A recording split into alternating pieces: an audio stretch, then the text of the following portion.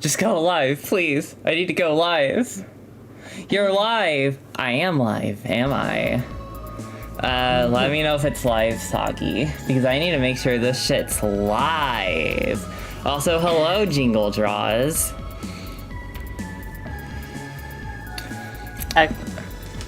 Okay, now it's live. It is? So can you hear and see everything? Yeah. Cool. Yeah, I can. Okay. Hi, Jingle Draws. Jingle Draws is awesome, by the way. You can't see it, but, oh, maybe I should have made her, it's live? Cool. I really should have made, I still have your, drawing of the forest still as my computer wallpaper. Maybe I should have made that the backdrop for the stream, but whatever. Anyways. All this shit is good. This is the beta, so I'm not gonna be playing in 60 frames per second, but that's just an option since I have the beta downloaded. Anyways, let's start this shit. It's some good shit. Oh boy, the nacho dream again! That's totally what Seve would sound like. I sure seem to end up here a lot of these days. How'd I get here anyways? Right. This is a... Sorry. This is the dream? Who cares? Nachos. We're in the parking lot. What I really like about this game is, whenever you're, like, walking on a surface like this, you can hear, like, clopping noises. I'm picking up my girlfriend from work, so I'll BRB, but I'll be watching later. Alright, no worries. I hope you have fun picking up your girlfriend from work. Well, miss you, Jingle Draws. Also, no cows are allowed at this place, so make sure to not invite them. That's what I did in my first playthrough. You don't even know what happened afterwards. Like, you don't want to know. Like, very wacky shit happened. Also, I never noticed this until I was doing a test recording a couple days ago, but there's like a phone tower out there. Or something. I don't know what it is. I'm not sure if I noticed that either, which is weird because I climbed up onto the roof too. Because I thought I had to press a button or something. But no, you can walk right into like the convenience store, gas station. Yeah, you press the button eventually. If I go back through there, I'll wake up. And if that happens, then they're gonna make me go to school! So I'm staying here. Oh, I got some messages on Discord, and I can't check them because I can't pull up Discord. Not on my computer, at least. I can pull it up on my phone, though. Oh, I would love to do so. Anyways, enough rambling. Let's go inside the Nacho Emporium, shall we? Yay. What the heckity hell? This ain't the Nacho Emporium. What's going on here?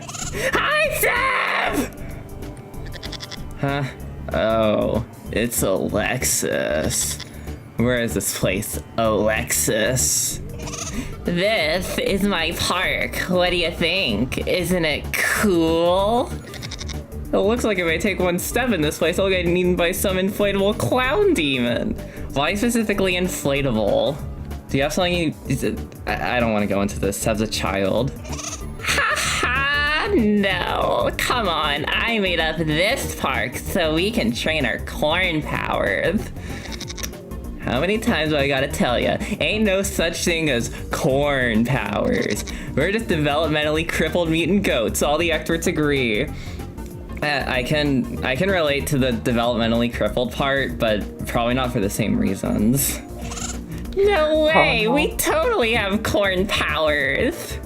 Like, you know, you can do a headbutt in the air by jumping and pressing the action button. Nothing she's saying would make any sense to Seve, right? That's just because this is a dream. Normal ghosts can do whatever they want in a dream, and all I can do is that. And, oh yeah, this is a dream. All this dumb crap makes sense. Anyway, I'm getting out of here. Where'd the door go? Oh, go. It's up there now. See it? Oh my god, it's a Luigi's Mansion 2 door. What? Oh, yeah. How does that make any sense? Oh, right. I almost forgot already. Anyway, I made sure to put up lots of sticky notes that'll tell you how to use everything in the park. So make sure to read all of them by pressing the action button. That's the button to the left of the jump button, by the way. I hope you know where that is. No, it's actually to the right of the jump button, you troglodyte, because I'm using a keyboard. You can be sure to get up there for sure.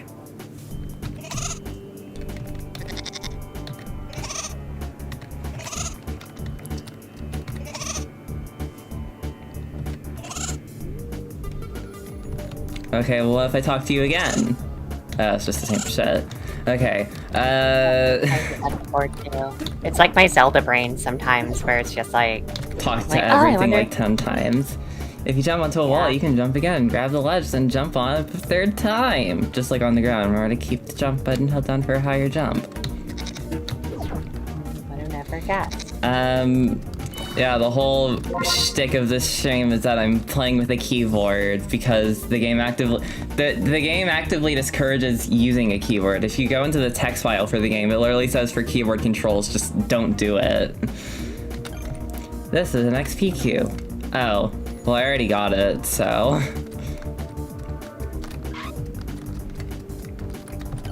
Climb the ladder by jumping up the rungs. Okay, I hear something. But I don't know where it is. Also, I'm not trying to like speedrun this game because I'm not very good at the speedrunnings. Do not headbutt this button. Yep, looks like it's time to headbutt that button. P.S. That is actually called reverse psychology. You actually are supposed to headbutt it. Ugh. Now I don't want to do it anymore.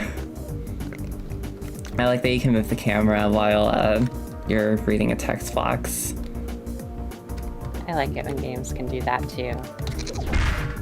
Oh, I should probably actually have the camera facing so I can see it. You're showing off the feature. I don't feature. I don't really feel like reading all these sticky notes. I'm sorry, Alexis. I don't have the time or the patience. I did when I was first playing this area. It's probably a part of why it took me an hour to get through it, because I very thoroughly explored it and fucked around a lot. That's what I do while playing games like this. I mean, that's a good idea. It's just I've played through this game like plenty of times already, so. Very important message alarm. Please imagine the wee-woo noise here. If you just run off the edge from here, you're gonna fall on your face and get hurt. The key to getting down safely is to push the analog stick lightly to walk off the ledge.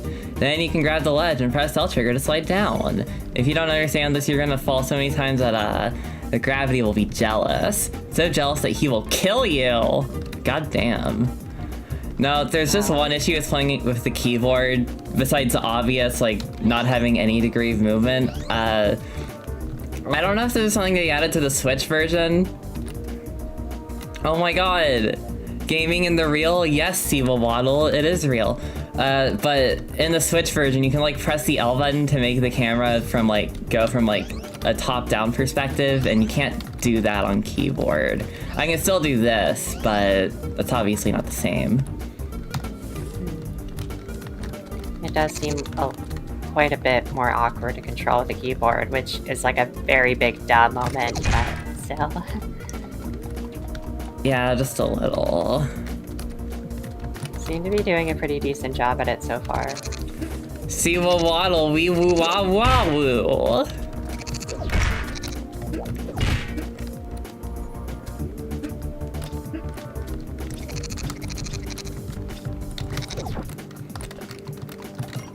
Uh-oh, you got pretty high up. If you could fall, if you fall from up here, you could get really hurt. I like his chin. I like that you can see the seam in his mouth. Make sure to find a way to climb back down, or... Oh, right, there's water down there. You can also just jump into that also. I didn't know you could jump up that wall like that, honestly. I spent so much time with those pipes. I'm really bad at this game. It's okay.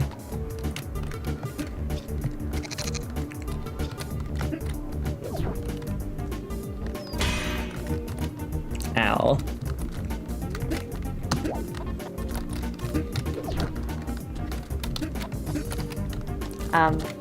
The stream is like a bit buffered, so, and I'm like watching it as I participate in the stream itself as like a co-commentator or whatever you want to call me.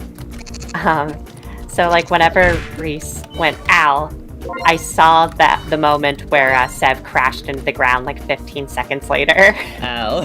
That's funny. It leads to some more suspense where it's like, wow, I wonder what made her go ow. God damn it, I can't... There we go. Also, they literally added a button prompt to aim, probably because I know I can't be the only one who didn't realize that until the very end, because why would they add that? Because I know it wasn't there before.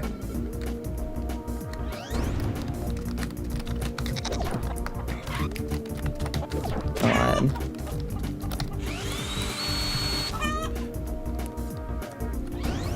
God damn it.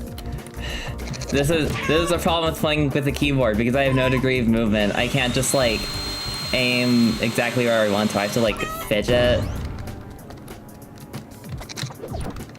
And it's pretty fucking annoying, if I say so myself. Yeah, that does seem a bit awkward. Okay, finally.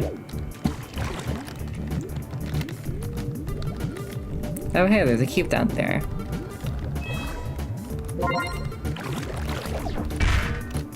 I also kind of find aiming slightly awkward in a game like this without like a reticle, but maybe I just haven't gotten used to like the aiming and how it works exactly. It's not a big deal. Yeah. It's something I noticed.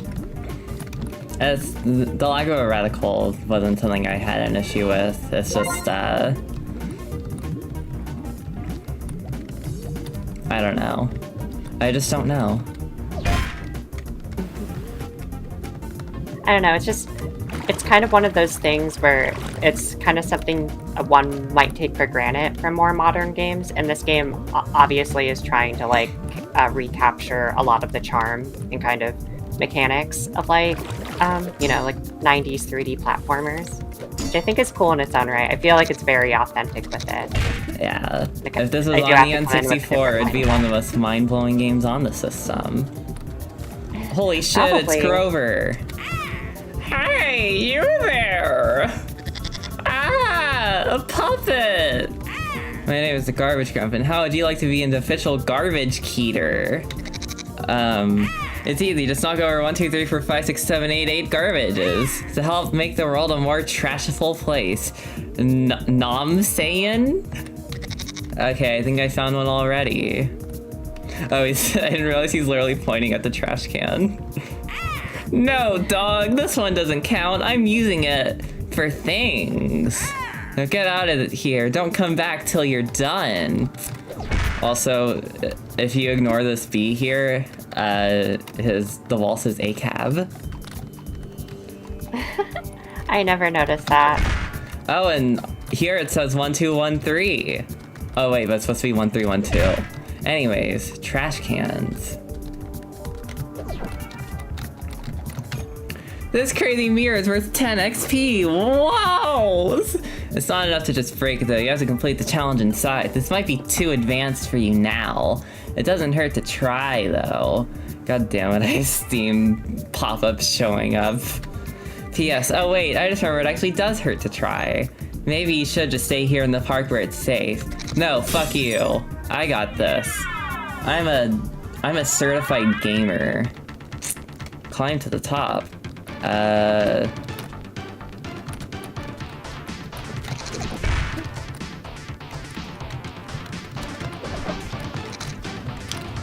don't... Is it just me, or does this song sound more like, Genesis than N64? I honestly don't remember the song that played here, but I remember it being pretty good. It is a And I good had- song. It sounds more like the Genesis than the Nintendo 64, at least to me. Yeah, that's fair. I'd have to listen to the song again. I have the stream on the, or I have the audio on the stream itself like muted, so I can still hear like, or not hear the gameplay, but see it and not be thrown up by hearing our voices twice. Yeah, that makes sense. But I swear, this is like totally the Genesis sound font here. Hooray!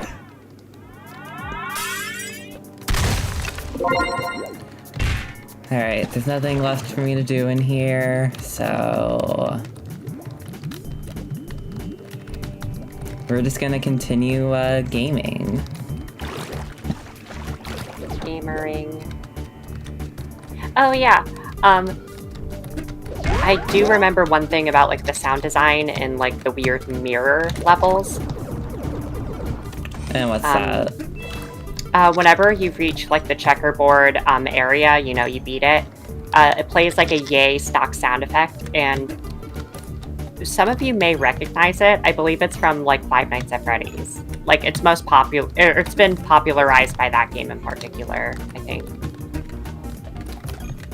So it really threw me off the first time I played this game. I'm like, whoa, whoa, whoa, I noticed that sound, or like, I swear I've heard it before, and I'm like, oh wow, this is wild. It made like Corn Kidz like feel even more like a fever dream to me.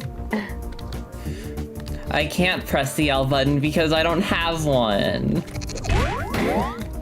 SMH.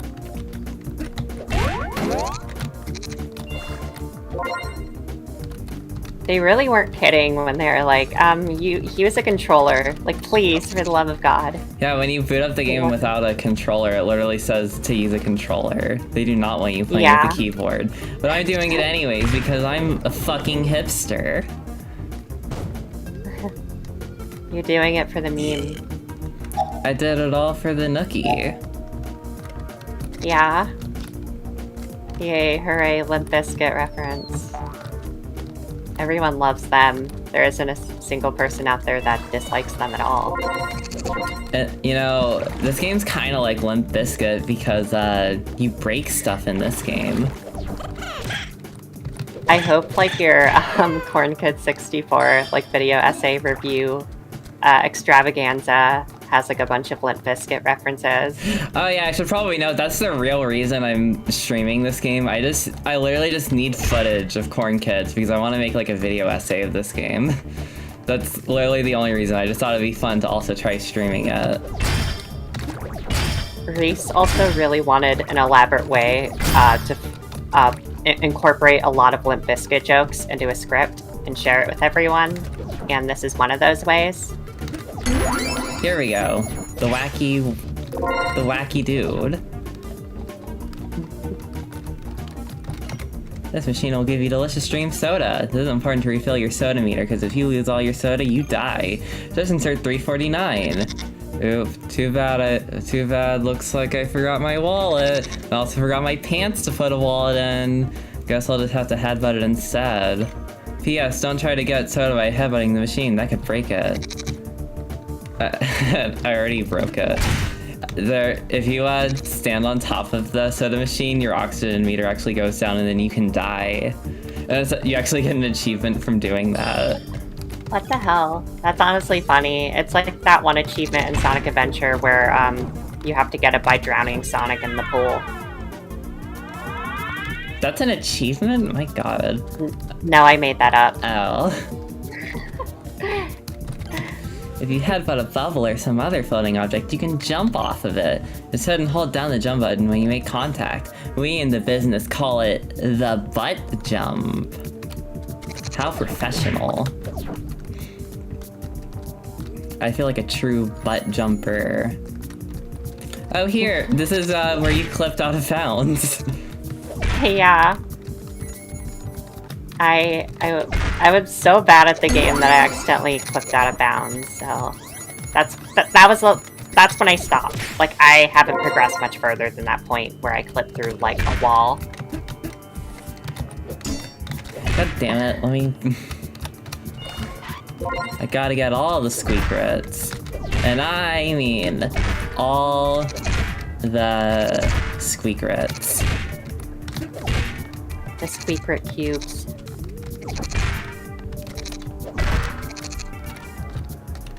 Oh, I didn't know about that squeakret, like, behind the bookcase. This is what some people call a void screw. I don't know who... Oh my god, there's 2 apostrophes! You can't do that! I don't know who those people are, or how I know that. I also don't even know what these are even for, but they are very hard to find. You might even have to hurt yourself to find them. I wouldn't want that to happen, so please just forget about these things. Too bad!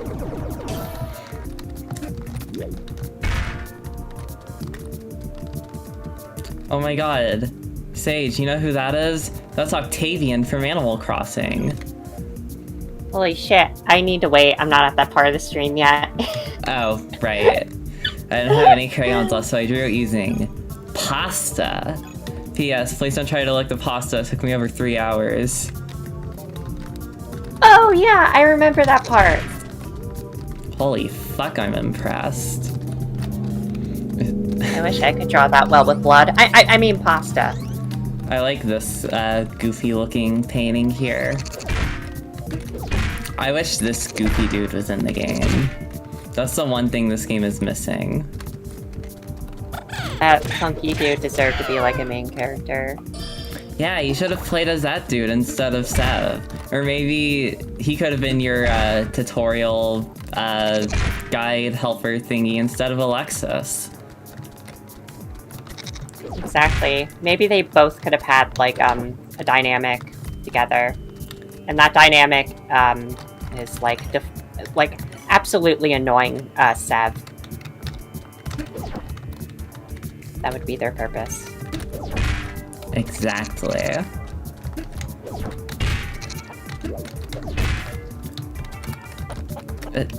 Can I please get the... Kaboom!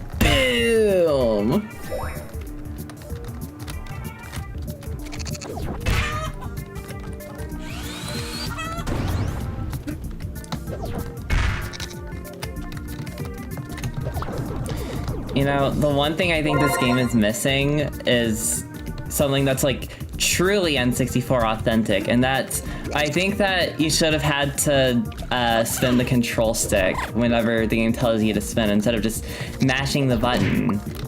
Because I mean, come on, it's an N64 tribute, right? Is it really an N64 tribute if you don't mutilate your palms? That's a good point. Maybe someone will make like a hack of this game where you have to spin the control stick instead. It'll be Mario Party 3, only for the screws though. That'll be the only mechanic carried over. Because that was the Mario Party that was the most infamous for twist, like, not flicking, like twirling to like an obnoxious degree. That was the first Mario Party that had that issue. I think it did for the Tug of War, but 3 is when it got really, really carried away. I could have sworn that was just an issue with the first Mario Party, but I don't know. I haven't really played 3 because it never really works on the emulators I tried on. It worked once for me. Like, I played it with one of my like friends, like IRL or whatever, and we had like a fun enough time. It wasn't as fun because we weren't using like the actual controllers or something like that comparable to the N64 controller, so it just felt like a bit off, but it was still fun for what it was. That's good, at least. The one time I remember trying to play it on an emulator, the textures got all fucked up and it looked creepy and terrifying. Was that the Wii emulator? No, it wasn't on Wii. It was on Project 64. And it was like a long time ago, but I might still, maybe I still have the picture, I'll have to check. But not now, because I'm busy playing Cornhole. I can see it at another date, hopefully. But yeah, like, N64 emulation has come a long way, even if it isn't in the most ideal state right now. A lot of the times it can feel like a mess of plugins trying to get everything to work correctly. Did you see the newest Snarl video about the recompilations? Yeah. That was really impressive.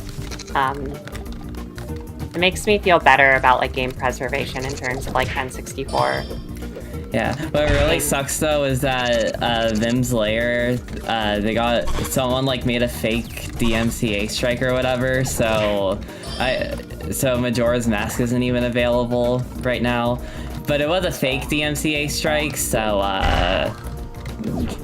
hopefully hopefully the ROMs will be available again, so people will be able to download Majora's Mask easily. I hope so too. Yeah, it sucks that happened. Archive.org is also a resource, but I'm not sure. I don't know. I'm not sure if it's as safe of a place to download like ROMs as like Vim's Lair is. By the way, I fucking hate these platforms. They're so finicky. The creator literally made like a discussion post. Well, someone made a discussion post complaining about them, and then the creator was talking about how they work. Honestly, even knowing how they work, I still find them really finicky. Yeah, it has a bit of that jank to it. That'll turn on the boost rings. Oh my god, it's like Sonic Unleashed. They're even red, like Sonic Unleashed. Wait. Does Sonic Unleashed have red boost rings, or? I don't think so. Not Sonic Colors. What game did have, like, orange rings? I think 06 had orange rings. I know 06 had rainbow rings as well. Oh, someone said good luck, pet day. Thank you. I'll try my best. Reese is doing pretty great so far, honestly. Like, while playing with a keyboard, like, I play way worse with a controller than she does with, like, a keyboard when playing Corn Kidz 64, so... Gonna try to skip past Alexis for now so I can do this. Gaming. Here we go. Hooray! You made it, Sev! What? How'd you get up here before me? And since when can you fly? I can't really fly, I'm just floating on the draft from this portal. Let me try that. That may not be a good idea. If you fell in there, you could scramble all your particles. I tried to play Banjo-Kazooie on keyboard in 2007 and it made me want to die, so I'm glad to hear it is going good so far. Well, see, this isn't Banjo-Kazooie, this is Cornhole 64. If you can to find be fair, the controls are a lot more simple, like in a game like this compared to Banjo-Kazooie. That's true. Sorry, it only works for me. Isn't it neat though? I call it the cornhole. I'm gonna stop you right there. But Sev, that's the name of the game.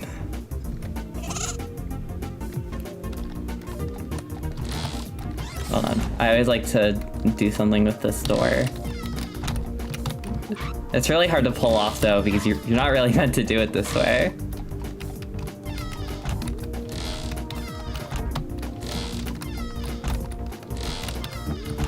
Look at me fucking around and not making any progress. You've made more progress than I have while playing Corn Kidz for like an hour and a half. I did. I did the gamer move. I can't wait to see it. I take my baby down to the corner and I buy him a soda pop. He's so sweet. Yay! I saw it in the stream playback. That was very based. Also, yes, I remember that Sonic Youth reference. And I still have no idea what that song meant or what it means. Neither do I, but you should read the Genius page for that song. Sev! I will. Why'd you put the portal next to the dumpster? Well, I wanted to be sure you see that door over there. I think this will lead out of the stream realm. Hey, I ain't leaving till I get my nachos. Well, I had to expel all the nachos to fit the park in there, so... What? But listen, somewhere out there's a realm with infinity nachos. Infinity nachos, oh yeah! We gotta get through that door first though, but I don't know how to open it. It must have something to do with that scary symbol on it. But I don't think there's anything like that in this parking lot. There's gotta be somewhere else we can get to in this realm. Just look around. And don't forget your training, little corn cadet. Okay, but don't ever call me that again. Okay. Remember to talk to me if you need any help figuring out what to do. Talk to me twice even. I don't know what to do here though. There must be something I can't see from here.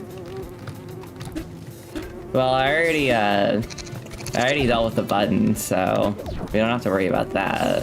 What else do you have to say though? We need to open that freaky door. Yeah, I know about that stuff.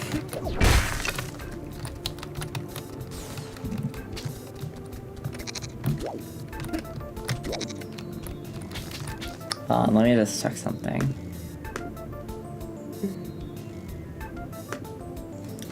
Okay. I just needed some water. Hydration is important.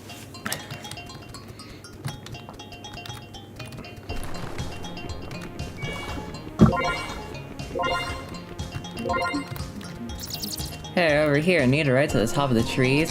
Hells yeah!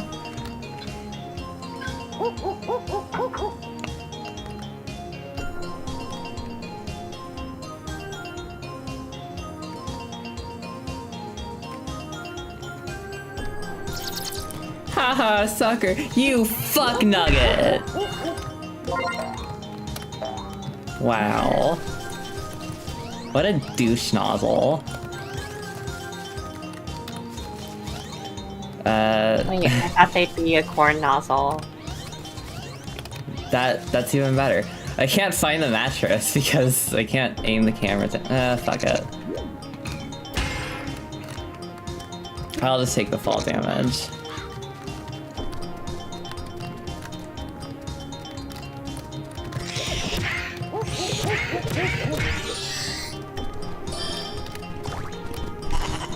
You bastard! Ooh, an intruder has set foot on the grounds of our sacred tree! This is a great threat to our entire town! This is totally what owls sound like. Go home, emo hog. Oh my god, it's palindrome. Or you may find yourself with no way to go back home to. Oh, it is a goat type. Oh yo, new friend. All are welcome here in Aloe's Hollow. Stay a while, bring some friends. We can always use some new blood to help wash out the old piggy type influence, which still festers here after hundreds of years. But please remember, do try and keep away from this tree. We owls have important work to do and mustn't be disturbed, you understand. Oh, and also keep away from high up places like that pointy building up there. It has been rated unsafe by the Owl Committee, only looking out for your best interest. Have you got all that? Yes. I shall repeat it again regardless, so it is firmly imprinted into your mind forever. Oh god, it's Kapora Gabora. Oh yo, new friend, all are welcome, here in Aloe. Okay, I'm leaving. Oh, sweet. I seriously thought he was gonna repeat himself. But it's saying something because I've already played through this game twice, so you'd think I would pick up on that by now. Feel like deja vu to the max. A repetition to the max, to be more exact. God damn it, let me get up there.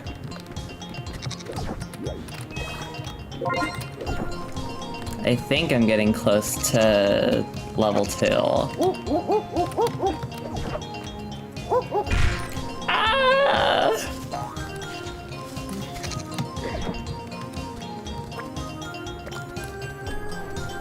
Alright, I believe... Okay, reach drill tower. But if I want to do that, then first... I mean, I just felt like beating up that gremlin for the hell of it, but... It's satisfying to do in a game like this, to be fair. What's poppin', Alexis? something tells me that guy has something to do with the door we saw. You mean the fact that he looks exactly like it?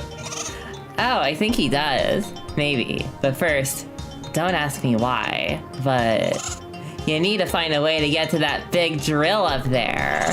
I just feel like I can identify with that building somehow. Don't know what it is.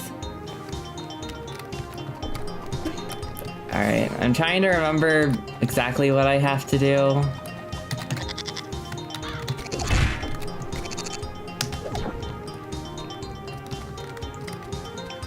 Well, okay, this is something I don't have to do, but I'm gonna do it anyways, just for the hell of it.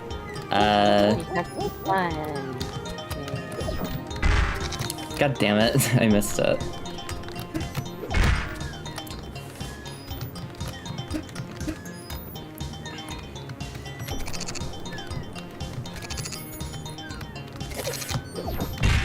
Here we go.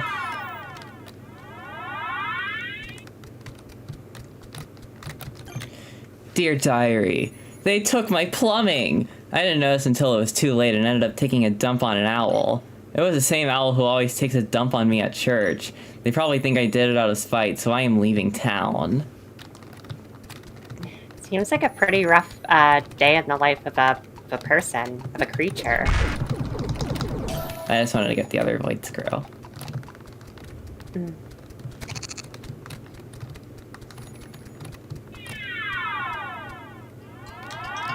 And then that opens up the door.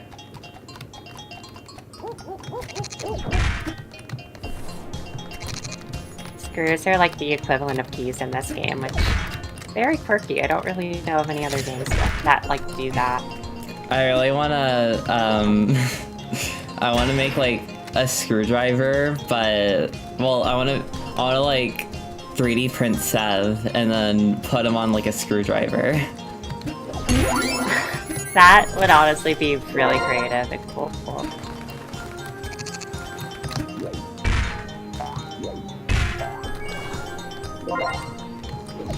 How many experience points do I need for level 2? Probably a lot of them. Surprisingly not 64 experience cubes. I thought this was Cornhole 64, huh? Well, not everything can think alike to the title.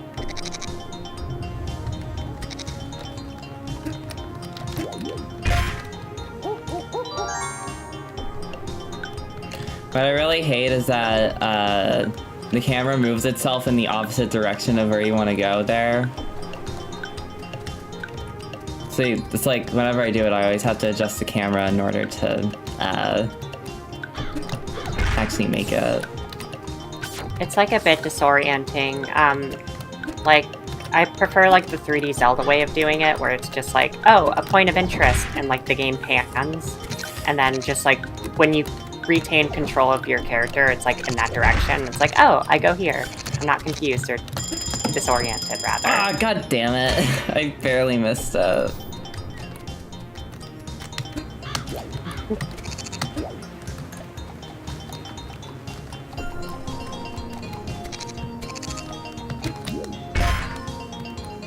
Oh yeah, I saw you barely miss the wall. In like the playback of the stream, I was like, the suspense of watching her miss a jump. It's because a red ring disappeared literally the moment that I reached it. The red ring is like sentient. It's like, I'm gonna troll you in this one moment. Clearly. Oh, god damn it. No, god damn it! Ugh. I have to do it again. I swear this isn't because I'm playing with a keyboard. This part's just really strict. I've struggled with it even with a controller. You know what would make this much more difficult? What? Playing with half a controller. So like a Joy-Con? Well, that's one way of viewing it. I was thinking of like, sometimes in a game isn't difficult enough, I like to, like, break the controller in half and only use half of it. When have you ever done that? I did it while playing, Mario and Sonic at the 2012 London Olympic Games. I don't remember. No, that can't be Olympic if it's London. My brain melted, I'm sorry. No, it'd be 2012. That's London. Yeah, but yeah, you're right. I don't remember anything about like the. I don't know. I think Mario and Sonic at like the Olympic Games, just as a series, is really funny to me, and I don't know why. Didn't we try? But I never. Didn't we try playing the the London Olympics when you were visiting? Yeah, and you weren't having it. Like we tried playing, I think either football or like tennis. Or something. You're like, I'd rather just play like the Mario sports games on the Corn Cube. And then that's what we did. I remember we played the synchronized swimming minigame and you literally put your Wii remote down, it was still picking up motions. It was like picking it up as like perfect motions. Not for the entirety of it, but there was plenty of times where it did. And I don't understand why. Like, the game is programmed like that. Yeah, that's stupid. They're offering free grilled cheese to everyone who sits through the sermon? Hells yeah. Those are nachos. Wowie, wowie.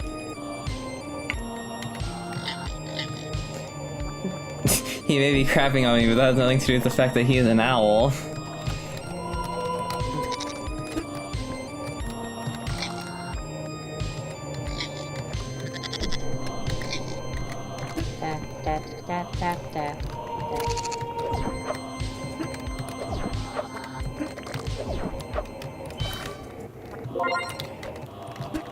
Oh my god, I have a funny amount of experience points. I feel like 64 is a funnier number. It is, because that's the number of this game. Yeah. I wonder what happened to the other 63 installments. Oh boy, church! That's my favorite line in the game. I think they are the only person that has said that. Well, they're a pig. But you know. No, that was Alexis who said that. Oh shit, I'm not at the right point of the stream. Oh boy, church! Oh wait, this is the same dialogue. Yeah, she really is like a foil to, Seve. Seve is the angsty pessimist, and, Alexis is the airheaded optimist. Definitely. Taco Cat won't lower its revolt now, Taco Cat.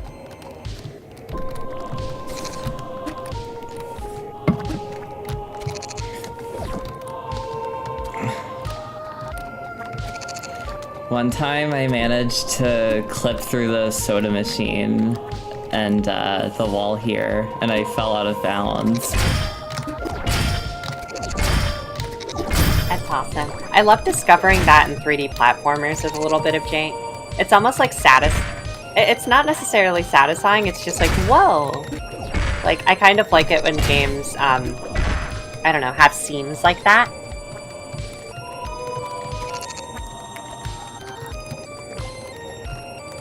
Unless if it happens very frequently, or in ways that unfairly, like, no, god me. damn it.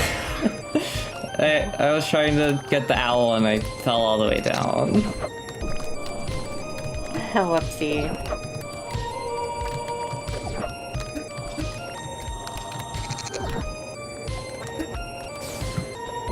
Are, like, owls the collectible? Or are they the collectibles, like, in this stage? No, they're not. They're not. They're like obstacles. Oh, right. Okay.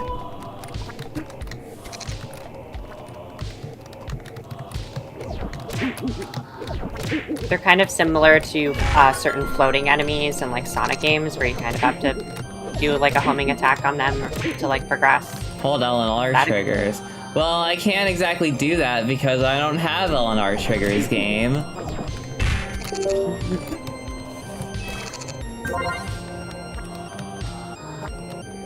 I heard my laptop make a weird noise. I hope it's okay. The stream is still running fine. Well, no, my laptop's the one that's recording. Oh, yeah, right. I hope it's fine. I hope so.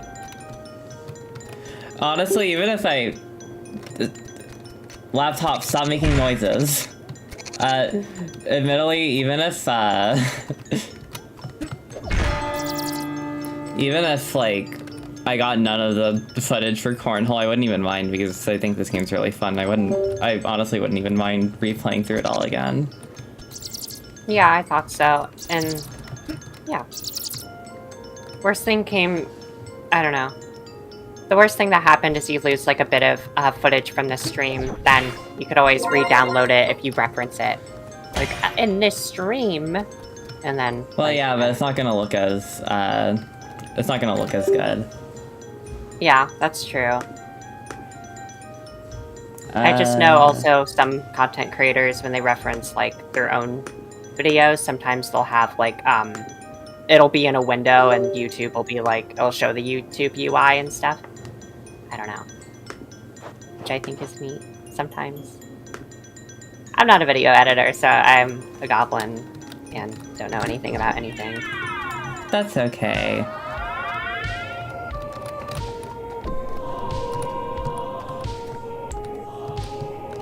I hope I can get this first try, because that would be really hecking awesome. No, son, a butt tuba! No, son! I fucked up. Uh-oh.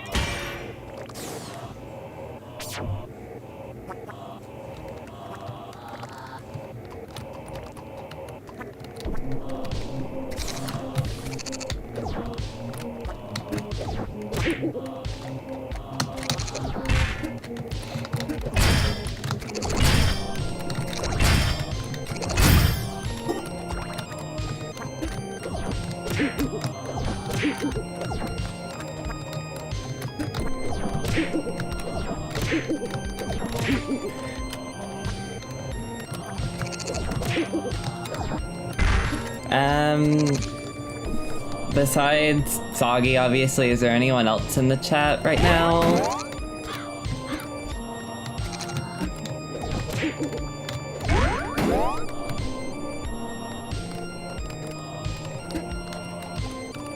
If you're watching this stream, type hi, but type hi like incorrectly. Like spell it incorrectly. Here we go. And like bonus points for creativity. There are only so many ways you could misspell hi. It's a very simple word. I know, but like I want... You never know. Someone may come up with a way you've never seen before. That's true. Oh my god, Pet Day's still here. Hi G. That is a very creative way of spelling hi. And I'm glad to know that you're still here. Also, that void screw right there took me so many tries when I was first trying to get it. And that was with the controller. Ironically, now that I'm playing with the keyboard, I'm doing it much more easily. So I think Fogo needs to change the text file to say, do play this game with a keyboard, as proven by Reese Puffy, the most expert gamer ever. You're the living legend, the living proof that you can play this game with a keyboard. This stream is proof that you can do it with a keyboard. And there's no issue at all.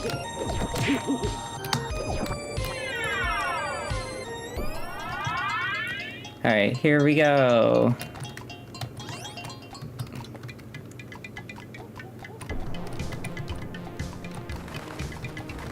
Are there like any other church like stages or areas in 3D platformers, like around the N64 era, or just in general? I don't know, maybe Castlevania, but I don't know if that's a platform. It doesn't look like a huge difference between keyboard and controller play, to be honest. So the thing is, if you're playing with a keyboard, you don't get any degree of movement. And admittedly, that's only really annoying if you're trying to aim. But also, the only reason I'm doing this is because the creator literally says to not do it, and I wanted to be funny. Like, I actually emailed, I emailed the creator, asking, I think Conquer has a church level.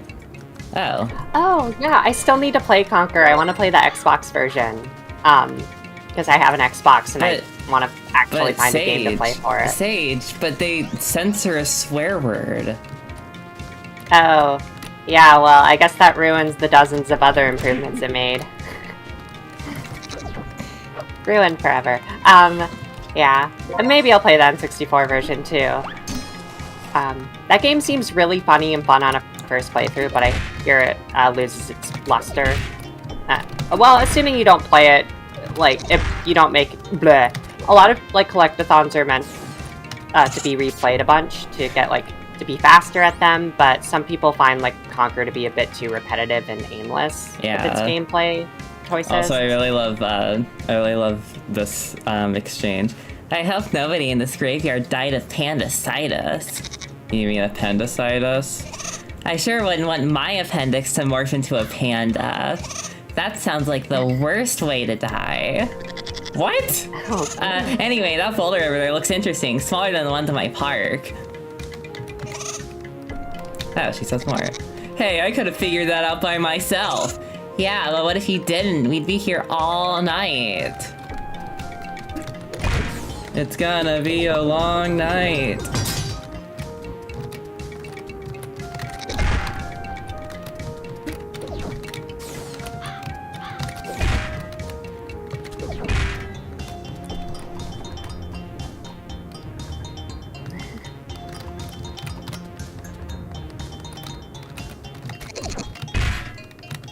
Damn it. Okay. Now, I really should be climbing up that tower now, but I want to do more stuff in here. You want to do the things and the stuff. Yeah, exactly. This area really reminds me of Icona Valley from, like, Majora's Mask. It is kind of like that. Very cool. This game, like, really knows how to transition, like, seamlessly between different environments, which impresses me.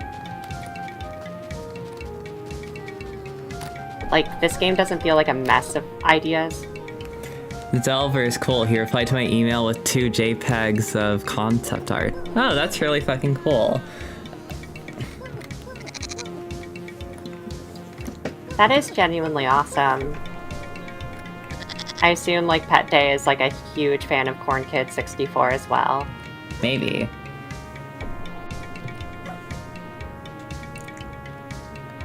We don't accept child abuse in this household. Child abuse is cringe.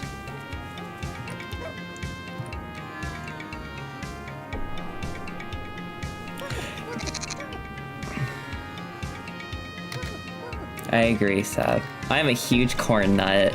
Oh my god, samesies.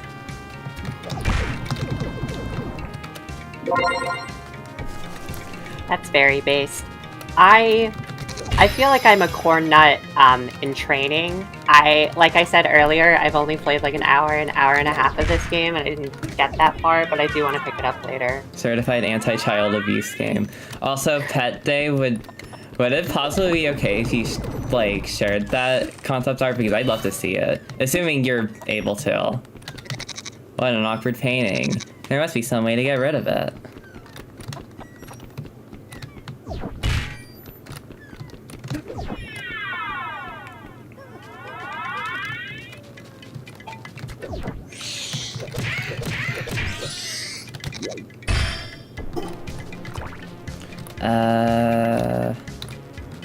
Trying to think of what else I can do here.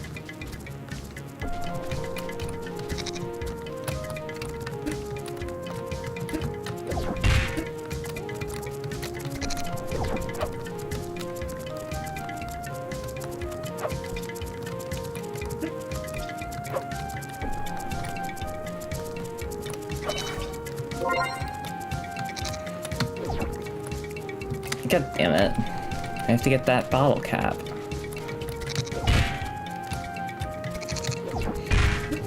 Also, I apologize for saying God damn it a lot.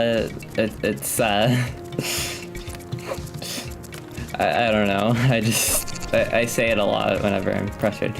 Yeah, I can show you, but I don't know if you would want it to be shared online, so probably don't post on social media. Yeah, I wouldn't post it anywhere.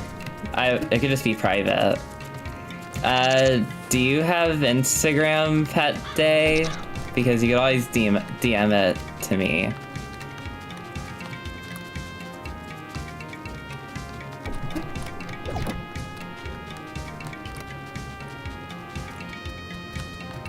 Remarkable Elva Kramer.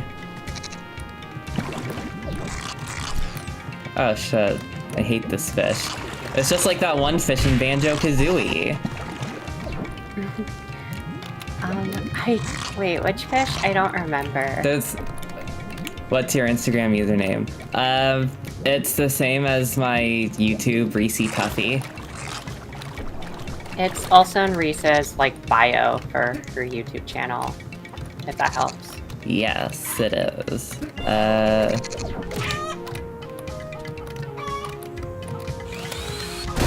Bam. Now I need to get the Bombird, and then... Oh shit. Split down! There we go. Oh wait, shit. Before I do this, actually, there's something really funny that can happen.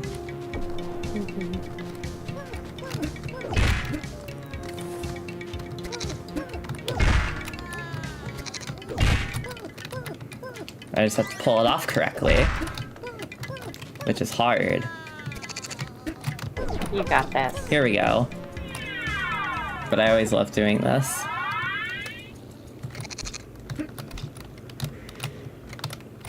I'm excited to see it. Like, uh-oh. Those skulls look a bit concerning, and there's no other exit here. Maybe this wasn't such a good idea. So, trying to make off with my stash while I'm in mourning, eh? Probably thought you were so clever sneaking onto my web when I wasn't looking. You're about to find out I'm not as pathetic as I seem. And then game over. I always love when games have, like, death sequences like that. if it's not a game like, I don't know if my Instagram message sent. I might need to check my, message request. Oh, accept my message invite.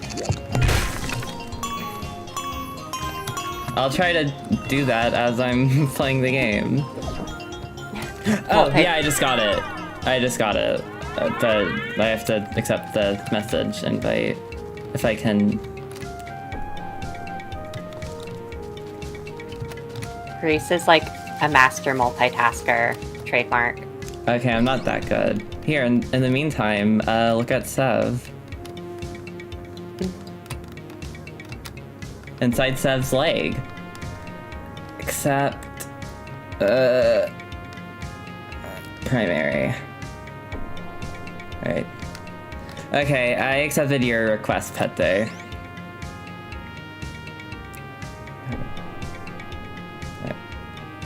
Oh, I see Sev's legs. Oh, I see too much. This is terrifying. I'm seeing it through the playback, so my response may seem a bit delayed, but like... That's okay. Alright, there's one other thing I gotta do here.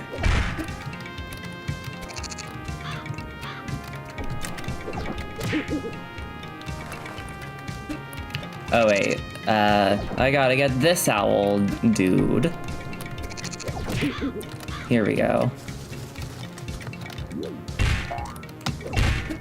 Bammo. Also, what other game has like... Wait, was that like a tombstone? No, that wasn't. Okay. At first, I thought like you could bounce off of like certain, not tombstones, but coffins. But that's Wait, no, you can bounce off of it. That is a coffin. What other game has that? I don't know. Cornhole only. Also, I didn't accidentally say the thing that I didn't accidentally say what the person sent me, right? Because I wouldn't want to accidentally say that on stream. I don't know. I don't think you did. Okay, good. Because I would be very sad if I accidentally said that publicly. I mean, I know there probably aren't that many people watching, but I still wouldn't want to say that publicly if it's, you know, supposed to be private information.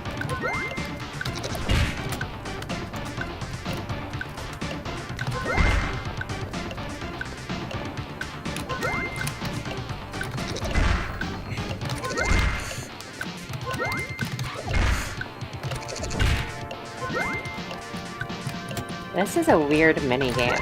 This is something you'd see in Mr. Bones. It is. There's actually an achievement you can get if you collect 20... if you get 20 cans. This minigame kicked my ass. It did for me as well, so I'm thankful I was able to beat it with a keyboard. I think that's everything I can do here, though. Oh wait, actually there's one more thing. But first I gotta get another bombie.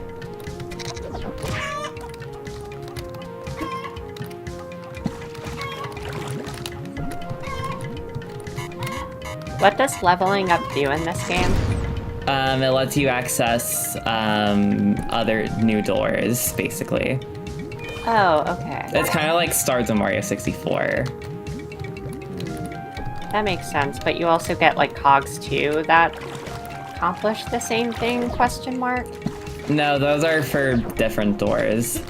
Anyways, let's actually progress with the game now.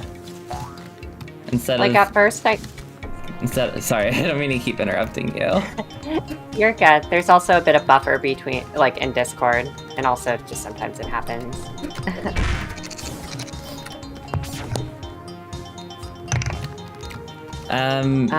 Also, Fete, I'll check what you sent me, soon. It's just, right now I'm playing the game, so. But I'm sure it's really fucking cool.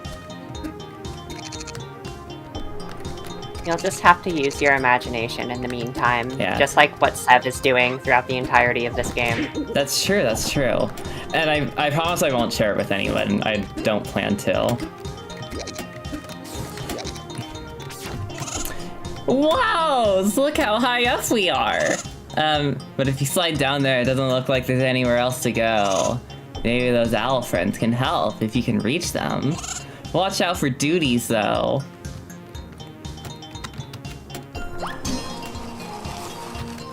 There have been so many times where I slid down here and then I fell off the roof into the ground. I get the feeling that people don't really email him much because he answered all of my many questions. I only have one question for him left, and that's, well, I'll have to finish the game with the keyboard first. Well, actually, I have a couple questions for him, but they're, honestly, it's just the most stupid and redundant shit, because those are the only questions I like asking.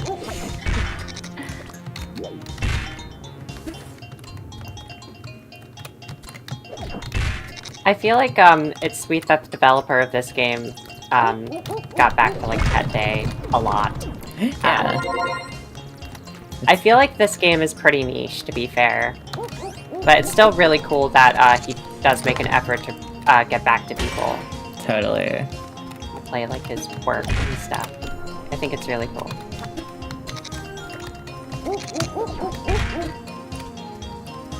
I know there are like some developers on Twitter, or on X, sorry. Just say Twitter. That would just block people, whatever. That just block people, even if, like, regardless of the question they ask. Which I think is kind of funny, but at the same time, it's just like a little bit pretentious. If you think that's bad, Billy Corgan of the Smashing Pumpkins would do that. Like, people would just ask him about like mayonnaise, and then he'd block them. His rebuttals are so funny sometimes. I'm not like condoning that behavior necessarily, but it's just like it's really stupid and absurd. Was it a bar or a bat I saw? Bats do congregate around steeples after all. I know the preacher said they have a problem with them on top of the church anyway. If someone were able to reach that big bar leading to the roof, they could go check if I'm right. Otto, are you encouraging children to engage in death-defying stunts again? Oops, forget I said that, kid. Oh my god, Rad Shy Guy is playing Wallpaper Engine! I don't know if that shows up. I don't know if that'll show up on the stream itself, but it's gonna show up in the recording. So I hope Rad's okay with being part of the recording. I'm glad he got the cameo.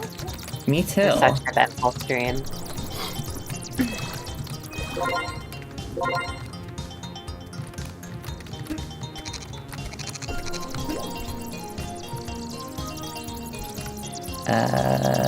Here we go. Judging by his answer, it seems like Alexis is supposed to only exist in Seve streams and isn't his in-real-life friend like I originally thought. He also posted about it on the Steam forum, so this isn't private.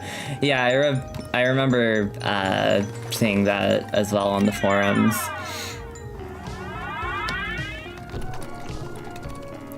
I wonder if Seve is like lonely in reality, his reality, I guess. He must be. Who knows? What if secretly Alexis is a trans metaphor and Alexis is who Seve wishes he was? That's honestly a valid interpretation. If someone wants to. My actual theory is that Alexis is she's well, I can't reveal it yet because I'll be spoiling something huge, but I'll eventually get to it. But I'll say for now, Alexis, she's pretty fucking cool. His dreams made a friend just for him. Yeah, and that's super sweet. The spinny chamber. Whoa, we're spinning! I'm actually getting a bit nauseous looking at it. Oh no. Saint E. Nert's trinkets. What? How did you get into the spinny chamber? Oh well, don't matter. It don't even work no more anyways without the disco balls. I still got one of them on the shelf up there, and then another was taken to the other building past that door for something. But the other three are long gone. Tell you what though, if you can find them for me, you can use the spinny chamber all you want. Heard they got taken way up to the cliffs though, maybe even guarded by a dragon or something. Knock knock. Oh. It's a spinning thingy.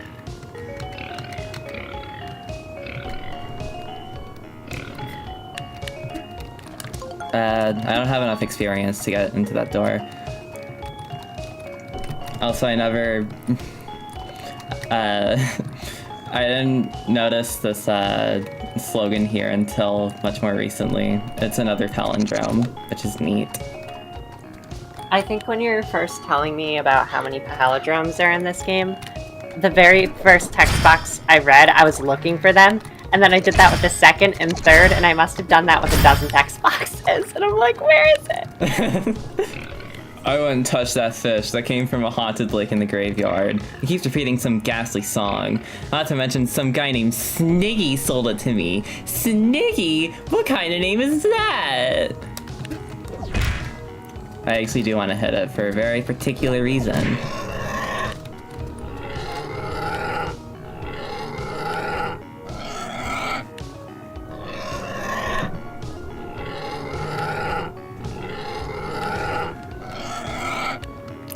Okay, I hope I remember that. Since I guess I'll save the other disco ball for later, because I'd rather just get to level 3 and then I can just, you know, kill 2 birds with 1 stone. Or sorry, that's mean. What I mean to say is, feed 2 goats with 1, bucket of nachos. Oh, that is what a goat would want. If I was a goat, I'd want that.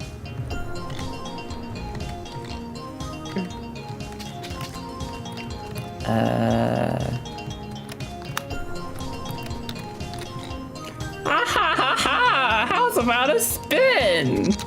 I love this part. Yay! Oh god. Dude puked up a cube. Oh yeah, I remember this part. You streamed this game through Discord to me.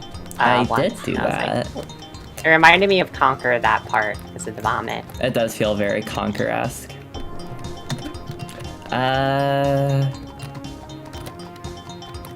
Trying to think of what else I can do. Because I still need to get to level 3 in order to do a lot of things, here.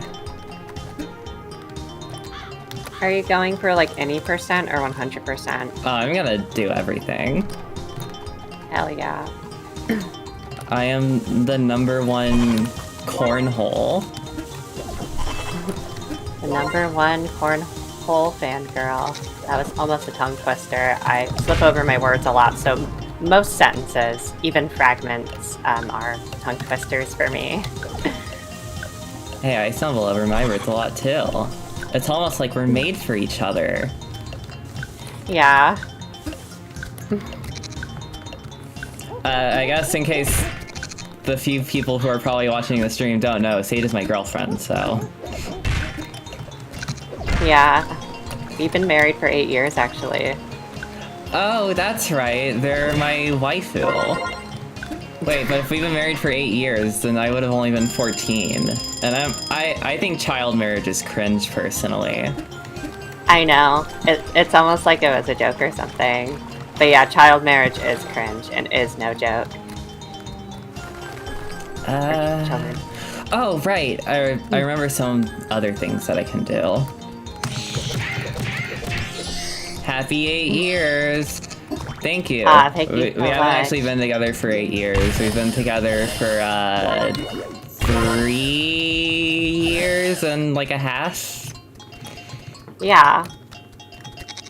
We're approaching the 4-year no, mark. wait, 3 years and 3 months. True. That's even cooler. It is super cool.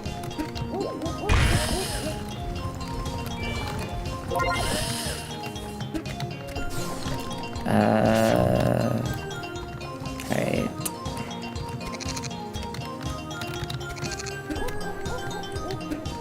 Happy 3.5 year. Thank you.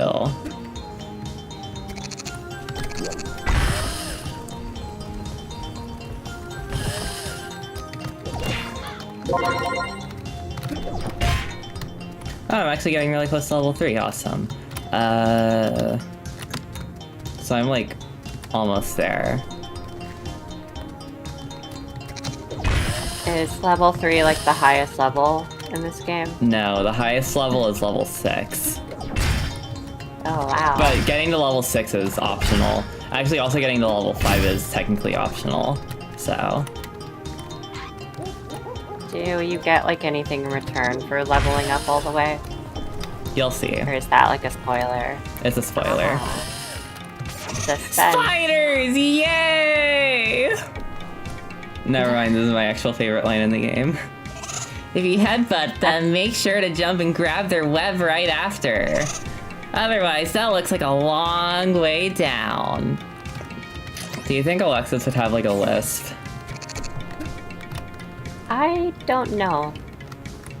I guess we'll never know because all she makes are goat noises. True.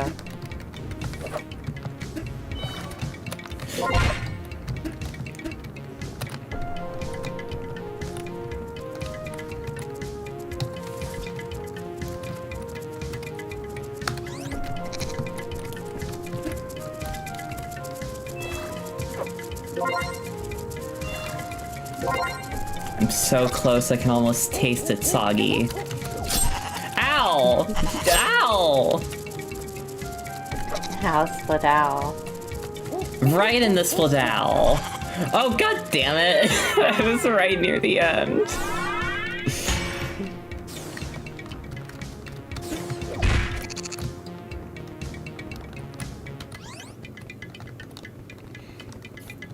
I like the little what is that? Like a vine climbing animation, a rope climbing animation?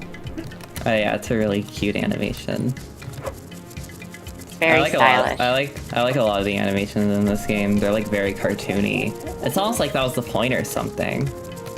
Yeah, but they executed on it very well. Yeah, I think it's like obviously there's not the actual limitations of the N64 with Cornhole 64, but I like how they were able to make like all these animations super fluid looking.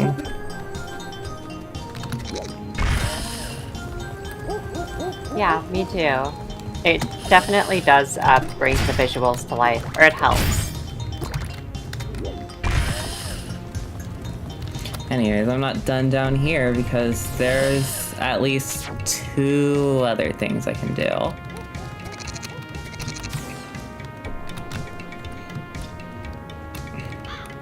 Yay, spiders! That's me whenever I find a lone spider in my house. I'm like, oh, a friend. That's me whenever I'm listening to spider bait. I'm like, yay, Australia! Although spiders in Australia are super fucking deadly, so... Yeah. That's what I've heard. I haven't been to Australia. I have, but that was so long ago.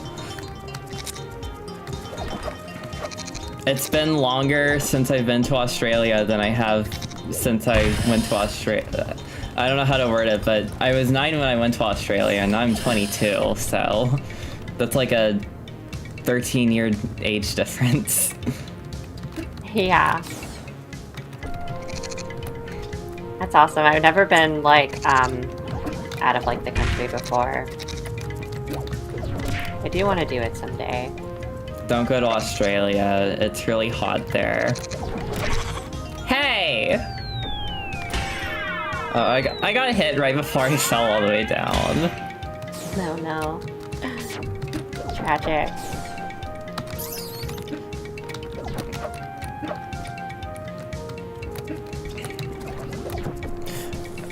God damn it. Personally, I think Sev's catchphrase would be "God damn it," but unfortunately he doesn't actually say it in the game. Probably because he's a Christian at heart. I mean, he even goes to church. I mean, he did once at least. But there's no way he would say "God damn." But I am, because I'm a troglodyte. A troglodyte is now a synonym for atheist. Someone just shit on me. How rude.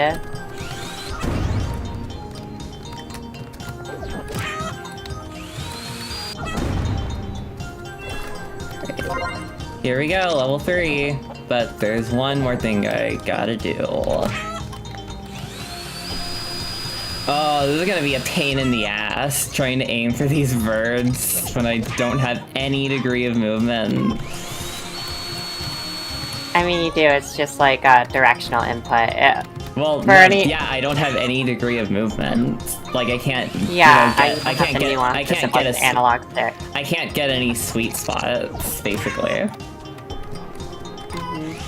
I think the best thing I can compare it to is like, if any of you have played Mario 64, like DS, and what I mean by any of you is Pet Day, then, you know, you have like a little less control over your movement. So like, even like aiming Bowser, like to throw him into the spike balls is a bit more frustrating, because, you know, you only have access to 8 directions opposed to 360. I mean, like, you do if you play the touchscreen. Yeah, it's just, it's not ideal. It's extremely hand cramped worthy. And also I don't have a stylus, which is just a me problem. They actually intended for you to play it with the, like, wrist strap that came with the DS, because it had, like, a little nub on it, and you're supposed to, like, rub it across, you're supposed to use that to, like, rub it across the screen. Corn Kidz was very easy for me, but Mario 64 was very hard when I tried to play it in 2009. Yeah, I I find this game a lot easier now, but when I first played it, I found it No, damn it, I didn't mean to go through the door. Well, not the door, the... you know... exiting, Alo's Hollow. I didn't mean to do that.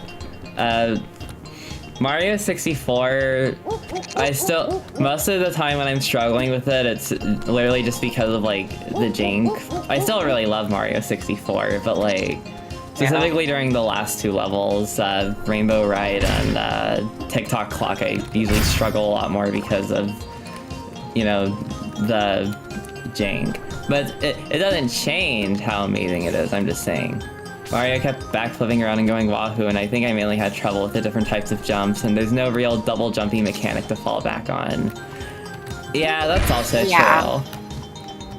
I like how in Galaxy, Sunshine, and Odyssey you kind of have, like, an extra opportunity to get, like, an extra jump, or at least, like, a little bit of, like, a hover jump. Which does help with platforming. Kind of helps even things out. Well, unless you're playing the secret levels of Mario Sunshine. Oh, yeah. That's, like... I don't know. I have a love-hate relationship with that game, which I'm sure isn't very unique, but, like... a lot of the hate part has to do with those segments. Well, Sage, I hope you know, I'm definitely not as cool as Mario Sunshine. So if you say you don't like Mario Sunshine, then you're basically saying I'm not cool. Not at all. I think, I don't know. I feel like people that love Sunshine typically have, like, way better and more unique tastes than I do, honestly. That's, like, a game I do want to love, but, like, it has so much baggage for me that every time I think about playing it, that's just burned into my brain, and then I hit a stopping point. Sunshine was painful but cool. Exactly. It's like a masochist. It's the perfect game for masochists, i.e. me. Yeah. I feel like it has way more positives than negatives. Like, I would never call that game a bad game, or even less than a good game. It's just more of, like, not your cup of tea. For me. Yeah, definitely. Like, I can play that game and have a really good time, but I know when to stop before I get frustrated. Most cups of tea aren't my cup of tea because I don't really like how most tea tastes. That's fair. It's an acquired taste thing. I really like tea and stuff. I think it's nice, but it's not like my go-to drink every day. You just can't beat the classic known as water. Yeah, water is the best. I'm definitely, like, a coffee person. Like, I'm one of those people where I'm like thinking about the first opportunity I have in the day to have coffee. Which is totally a healthy thing.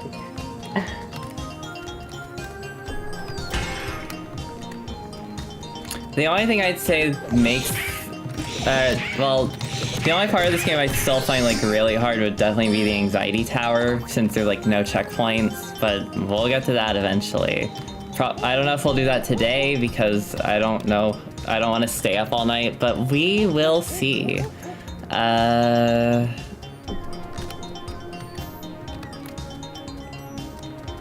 to think of... Oh, right!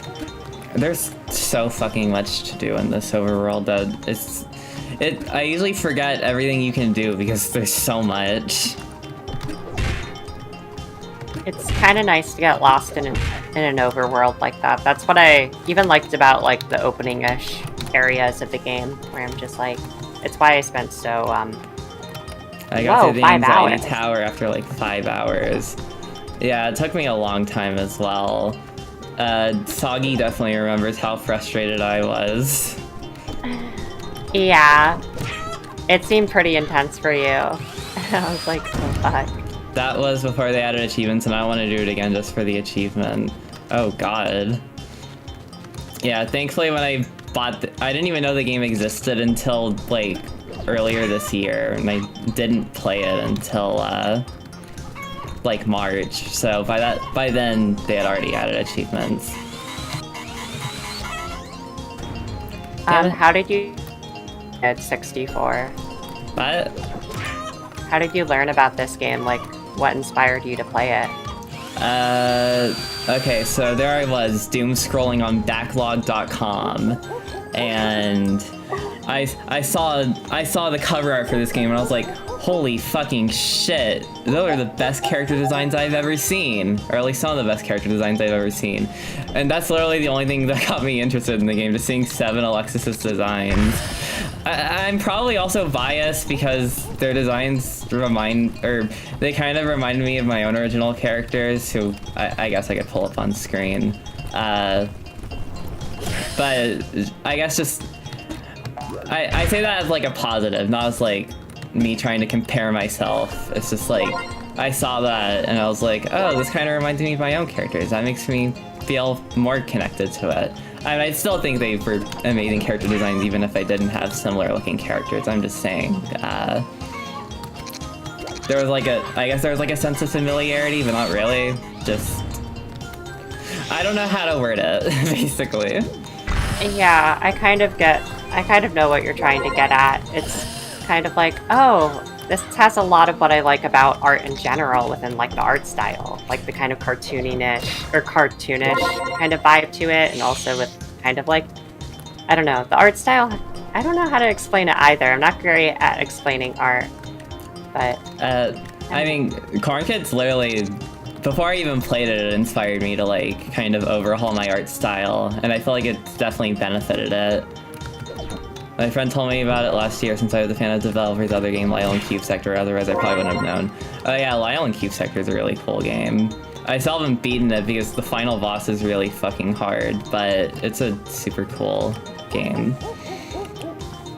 Is that one like a Metroidvania? Yes. That's cool.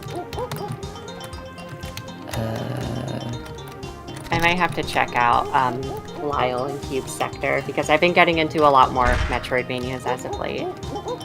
I did have issues, or I ran into a bit of issues like actually getting to play Lyle and Cube Sector because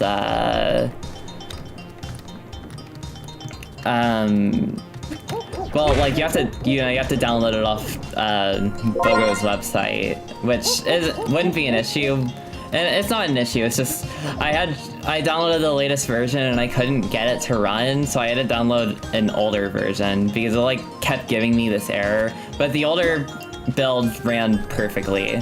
It's just, I'm sure there's some features that I don't have access to, but it's whatever. That makes sense. It's cool you're able to get such like an old, obscure kind of PC game to work. Yeah, honestly, part of me kind of wishes like Lyle and Cube Sector. I mean, it'd make more sense to just put it on Steam, but it's a very cute and good Metroidvania, and you can feed eggs to the dog. I know, I love that part. What? I can't believe I didn't know about this sooner. Now I have to play it. You do. But it would be nice if this game was like available on Steam, or possibly even something like Celeste did with Celeste Classic, where you can like unlock it in the game. I love the zoo. Me too. Well, not really. I don't even remember the last time I went to a zoo, but I've been to a petting zoo. The last time I went to the zoo was just a couple of muskrats and a cow. Maybe this zoo will be better. How am I gonna get in there though? Oh, you can't dig under there, can you? Maybe you can dig something under something else instead. Oh, my zoo, what can be done? I knew the owls would ask me to close it, but I just needed to clear out the oozy rat infestation first. Now they've completely blocked it off. Who can fathom what it must be like inside there by now? Alright, where's the turtle dude? God, why is it all the way? Oh no, shit! I fell all the way down. Oh, I can't wait to see it. I'm so excited. I'm sitting on the edge of my seat. Hold on, actually, I'm gonna... Oh no, you fell. 15 seconds ago. I'm just while I'm going back to that place, I'm gonna share a drawing of Emil and Amelia. I know we're kind of past that by now. I just want to show what I mean. You know what I mean. Oh shit! It's oh, that's way too big. Were you about to reference the Oasis song? Yeah, I got it stuck in my head again. Of course you did. Okay, here are the gremlins. Emil and Amelia. They're not really showing up on... They will show up. Okay, I'm gonna remove them so I can actually show the game again. But, that's kind of what I meant. I'm bringing them up because I said, like, when I saw, like, Alexis and Seve, I just thought of, like, my own characters. Not in, like, a pretentious way, just, like, I got similar vibes. Yeah, I can definitely see the influence. Yet your art style still has, like, plenty of originality and uniqueness to it. Which is natural because you pull from, like, a bunch of different influences, Most of which are music related, ironically. I also have a drawing, I also made a drawing of, Emil and Amelia dressed as Seve and Alexis. And I guess I could also pull that up eventually. Maybe if I fall down again. That'll be a running theme. Every time you fall, like, very far off of, like, a platform or a structure, you have to show more of your art. Yeah, but only the art related to Cornhole, because I don't want to pull up any random drawing I find. I don't want this to be a shill stream. I'm not a shill. Pulse up other side, yes you are. Sage, they're not gonna know what that means, unless I pull it up. Unless you fall off of a large structure again.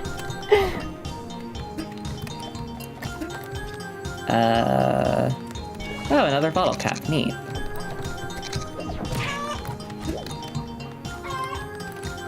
Do you know what, like, the weird spiky turtle enemies remind me of? What are they remind of? They're kind of modeled similarly to how enemies look in Spyro 1. Or just the Spyro games in general. Yeah, they kind of do. Like the body.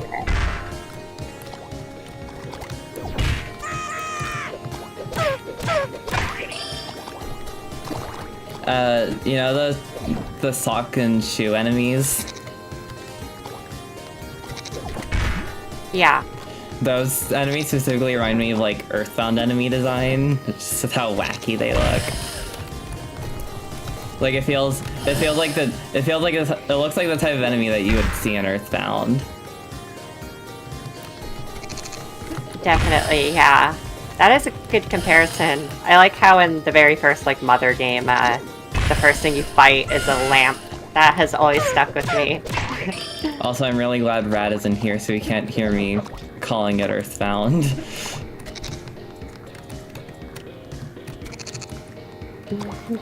He's too busy playing Wallpaper Engine. Oh yeah. He just texts me, I know you said My favorite game. I know you said Earthbound, He's buying Reese. a plane ticket he to he just disowns me.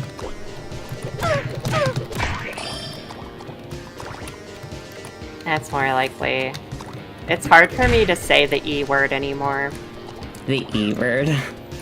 The Earth word. The Earthworm Gem? Yeah. I mean, I wouldn't. Well, I could say Earthworm Gem. I wouldn't want to acknowledge Earthworm Gem's existence for a multitude of reasons. But I'm not going to go into those reasons because I'm playing Cornhole, and this is a great game. Yeah, Earthworm Jim is just like, I don't know, it's not my thing. It's kind of a mess of a bunch of different ideas, especially the second game. It's kind of like Mr. Bones, but it's not even funny. Oh, I should stream Mr. Yeah. I should stream Mr. Bones sometime. I think that would be really funny.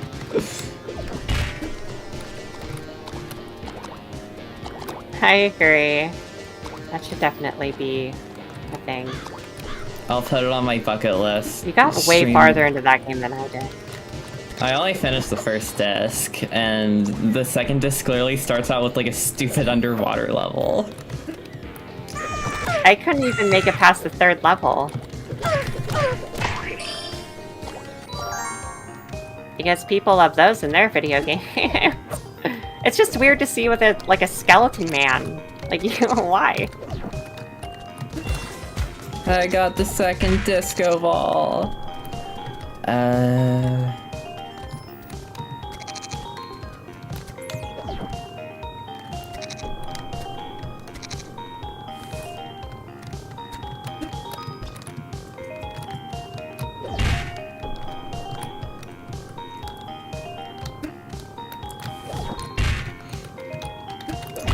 Mr. Bones is like genuinely one of the funniest games I've ever played though, and it's not even, I don't even think, I can tell they weren't even like trying to be funny. And that makes it even better, that they weren't even trying to be funny. Just like even tiny things like the constant I think even tiny things like the constant bone rattling noises just get my goat going. they really get my goat going too. I feel like with Mr. Bones, like whips, that was their attempts at comedy. But like every cutscene is super funny for every second of it. Exactly. that is shown. Those are the best seconds of the game. Like the cutscenes. Like specifically the other like skeletons with like the red eyes chasing after Mr. Bones and it's like 8 frames per second or something is the funniest shit to me. Also, I actually missed something, so, oh wait, I don't need the turtle! I can just bounce off, the spider here. Everyone watching this stream, and what I mean by everyone is Pet Day, what you should do is don't stop the stream, but whenever you get the chance, you have to boot up Mr. Bones on your Sega Saturn, because you totally own one of those. I don't you have totally own Mr. Bones. Sage, I don't have a Sega Saturn. I think But you aren't watching the stream. I am the stream.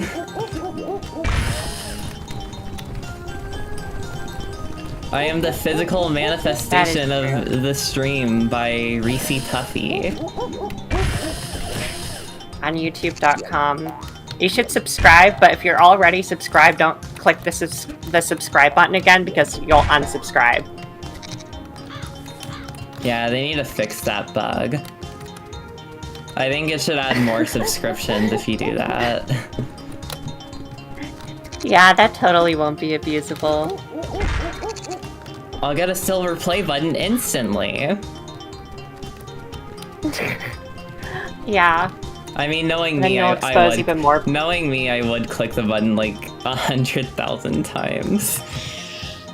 I will check Mr. Bones out later. Okay, awesome. And after you're done, you should like type up a 150-word essay on how you feel about the game in the comments section of this live stream. Now that I can agree with. Yeah. And then Reese will grade it whenever she has the chance to. It'll be an instant A though, because I mean, why wouldn't I give an essay about Mr. Bones an A? True. I'm trying to. Oh, now I remember where I have to go. I remember someone compared this game's level design to Banjo-Tooie's, but actually good. Now, I haven't played Banjo-Tooie, but from my understanding, that game has very bloated feeling levels that don't really flow that well. But this game has a very large overworld that flows very well. Yeah, I haven't played Banjo-Tooie, but I do hear it has a lot of backtracking. Sage, one of the pigs looks like Duke Nukem. Oh no. I hope I will pass Mr. Bones' class. Of course you will. It's like the easiest class in the world. You don't even have to show up and you'll get an A+. Yeah, I just give A+'s to everyone because I'm that generous.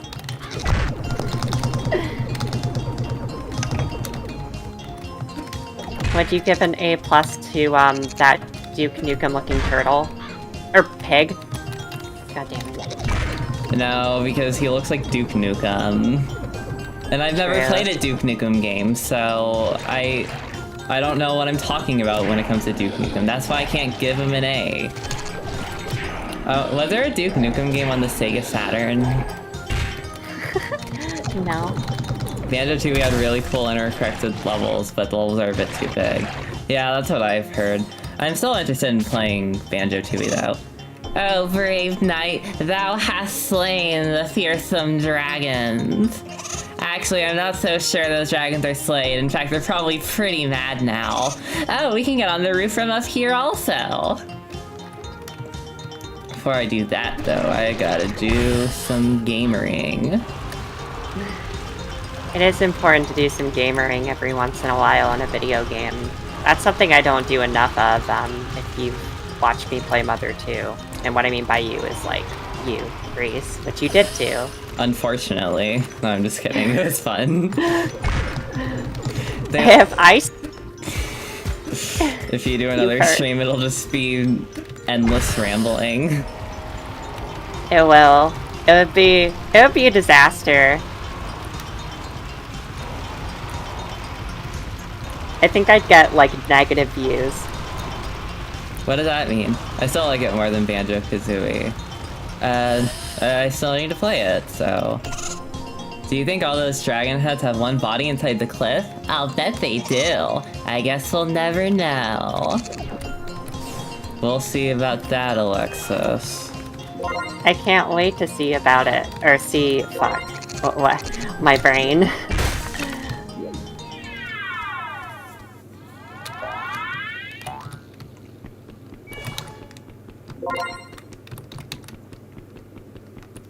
Corn Kidz level ain't its ideal, though. I just wish there were more levels. Yeah, I definitely wish there was more of this game because it's really fun, and I'd love to see its mechanics pushed even further. Although, admittedly, at the same time, I'm not entirely sure how much more they could push this game. Oh dear God, this guy was a sicko! Oh, I see. Behind there, he has Mr. Bones' hate mail. The Oinkronomicon by Babdul Al-Hamzrad.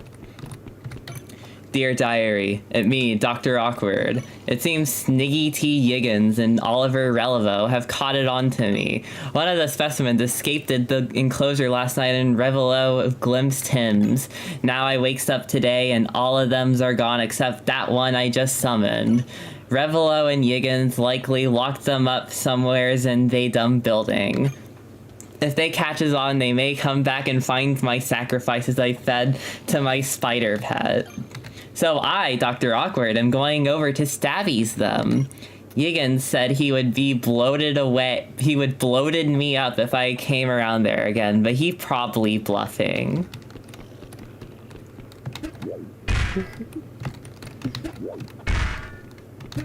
And really, also the thing with Corn Kidz is this game pushes itself so much that by the time I fully completed it, I was already like, well, I think that's good enough, but I would definitely love to see more of this game. I know the Steam description says it's like a pilot, so I don't know if that means like there's gonna be more or what, but I don't know. I'd love to see more cornhole. I hope... Maybe... I hope, if there is more... Ooh, a screw. I hope if there is more Corn Kidz 64, there'll be a cornhole minigame. Aw, that would be perfect. I feel like they could pull a Banjo-Kazooie with one of its, like, sequels and do, Corn Kidz Pilot. Oh, God. And they'll make it like an isometric kind of Super Mario Kart style racer. Okay, Sage, but what about Corn Kidz Nuts and Bolts? Well, actually, this game already has nuts and bolts. Yeah, it doesn't need a nuts and bolts, trust me. It already Has them. Pet Day played that game? Banjo-Kazooie Nuts and Bolts. Has the Pet Day played that game?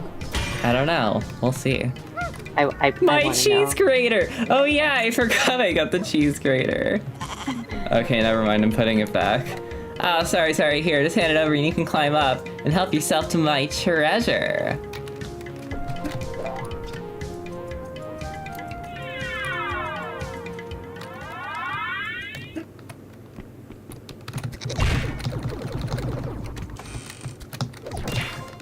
Hooray! I did the thing.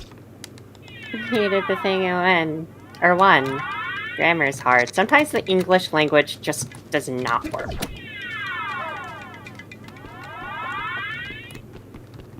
Alright, and now, because this Bombi is here, I can get rid of that horrid painting. Oh shit, I'm already at level 4. Probably because I'm just fucking around and not actually progressing. It feels like you're progressing. Technically I am. No way this graveyard is that old. These numbers must mean something else. I played it for 5 minutes because the text was too small on my CRT TV in 2008 or whenever it came out. Didn't like the character redesign, but I don't know if it's a good game because I never actually played much. I've heard love-hate things about Banjo, Kazooie Nuts and Bolts. Yeah, I've heard that, like, towards the end of the game, like, a lot of the bosses are so poorly optimized because the levels get so large and there's so many different bits and bobs that, like, the performance takes, like, a huge, like, dip, and it makes it nearly impossible to play the game. Oh, So, God. you're not missing out on much, Pet Day. But I totally relate to, like, the text being too small on, like, a CRT TV. Whenever I play games that go above, like, the 6th generation of gaming, so that's, like, the Xbox, GameCube, etc., it makes text so hard to read on, like, my Tube TV, because it's so, like, interlaced and just, like, small and hard to make it out when playing text-based games. Oh, by Yeah, the I haven't way, played- this puzzle right here is so fucking stupid, and I literally discovered it on accident. Because, like, I noticed that these gravestones made sounds when you hit them, but I didn't actually think hitting them was gonna amount to anything. And then it did.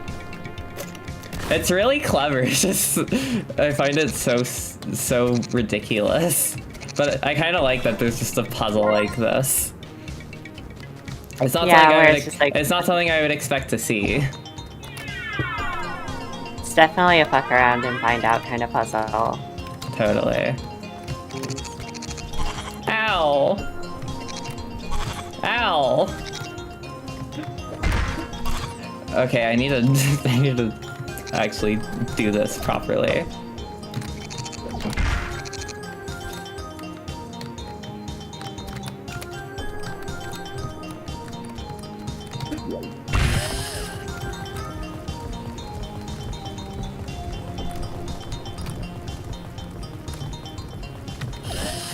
There we go. Oh my gorb! The dragon! The dragoon. They are all just one body.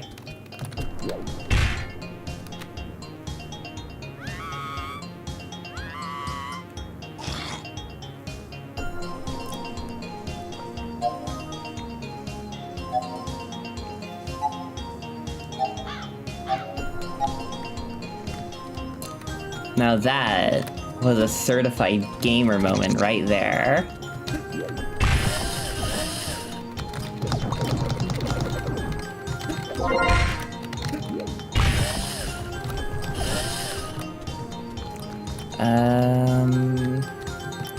Shit, how do I get out of here? Oh, here we go. Ow! Oh wait, shit. Fuck. Oh cool, I didn't die. I was really worried I was going to. When I first died in this game, I was really surprised to see a game over screen. I thought it would have just respawned, or just put me back to the place I was at, like, before dying. I was like, whoa, damn, that's wacky. That's Cornhole 64. Yeah, it just feels weird to see, like, a game over screen in a platformer that's come out within, like, the past 3 to 5 years or so. Definitely. Oh, right. There's more, there are more squeakrets over here.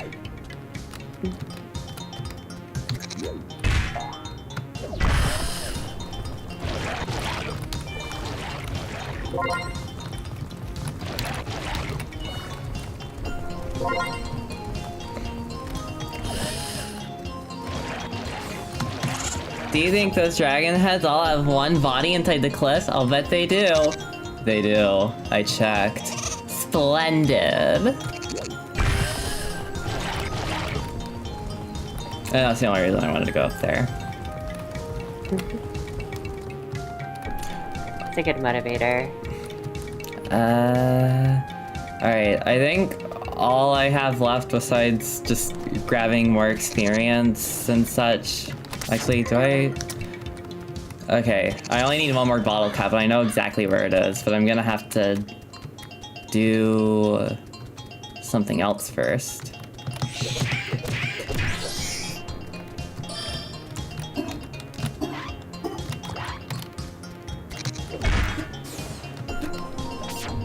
Actually, I think I might be able to get it now. And hey, why not delay the inevitable even further?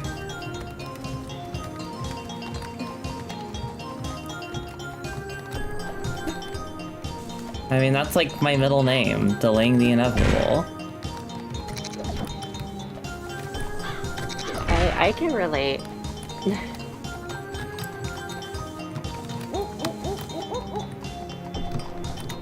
I'm trying to change my middle name to something else.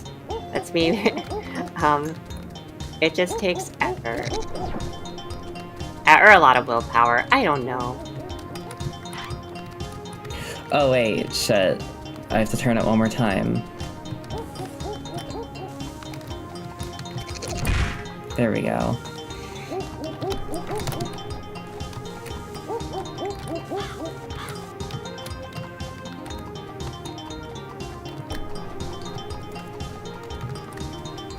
I keep on forgetting there's like a keyboard overlay on the bottom left of the screen. It is really tiny, to be fair. And I had like the tab with the stream open, or like the window for it, like kind of cropped a lot, so I could still see like Discord and the chat. Can't wait for Corn Kidz Saturn for the Sega Saturn. Hell yeah! I can't wait either!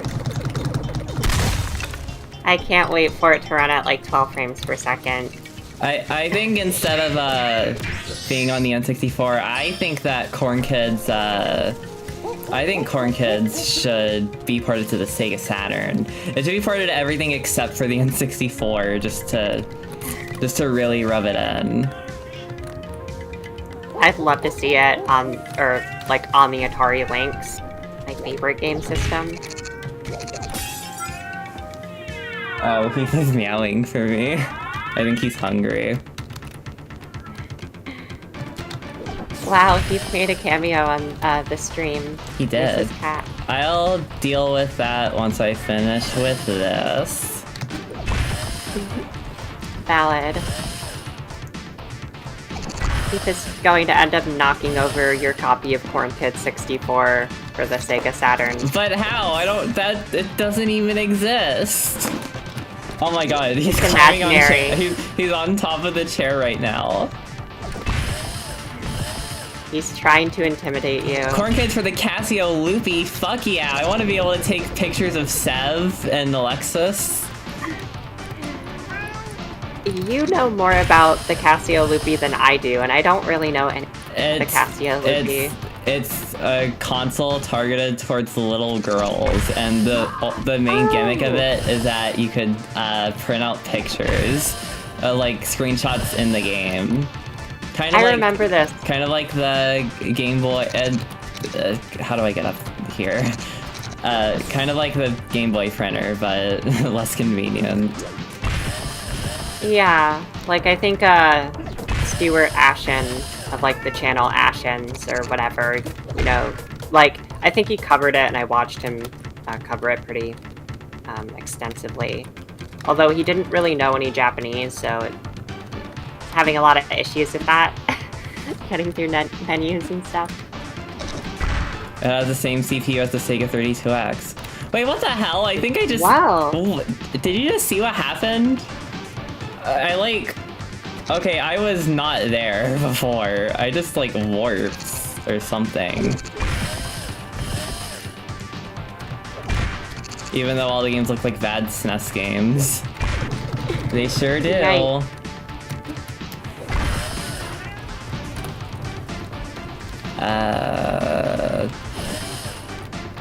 Oh, right. I have to go through here. And The then... Sega 32X kind of makes me sad because for like 10 years of my life, I really wanted to play Knuckles Chaotix. I thought it looked like the coolest game ever. And then when I sucks actually tried it, dicks and balls and ass. it's just such an aimless game. Like, if anyone thinks Sonic CD is aimless, play Knuckles Chaotix and you'll get a way bigger appreciation for Sonic CDs. It's Knuckles Chaotix that's is nice literally and just funny. all the worst things about Sonic CD multiplied. Definitely.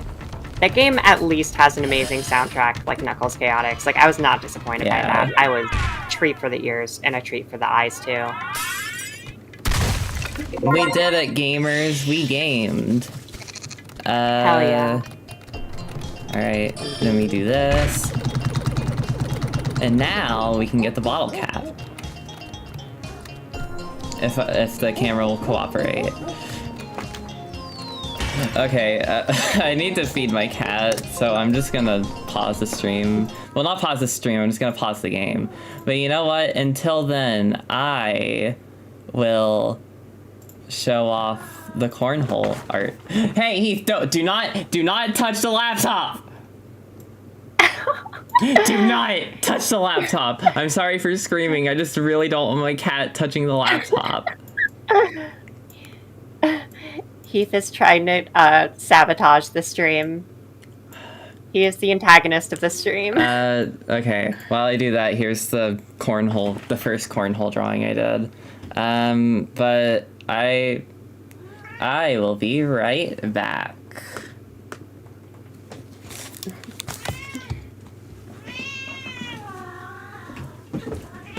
Yeah, in terms of Sonic OSTs, I have no idea what would be in my top 5. It's really hard to go wrong with the Sonic soundtrack, though. Like, I'd have to really think about it. Chaotix is definitely up there, though.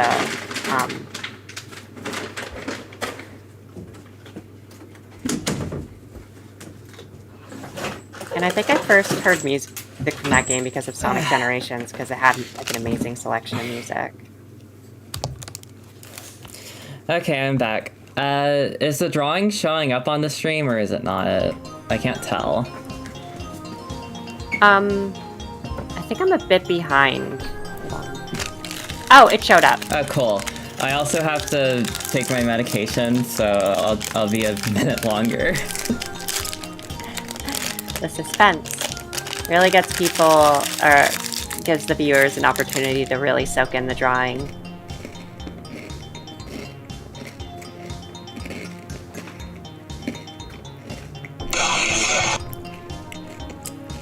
It is. It is what? It just is, you know? Here. Like, I feel Also- that, like, internally. That drawing that I did was actually based off another. Damn it! I always have to resize these.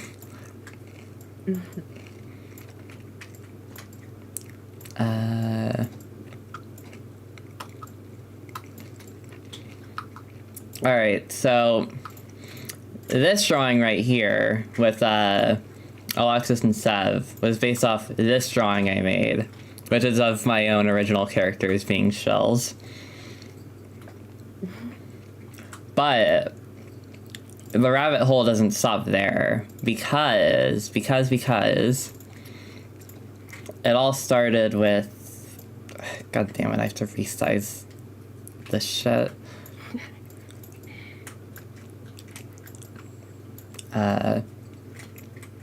It all started with this silly drawing I made. So like, we finished with this drawing here, the most proper form of it, with the actual characters from the game, which is based off this drawing I made of my own original characters shilling the game. All because I made this drawing. Corn Kidz and Mother 1+2 hack win. Oh, I would love that.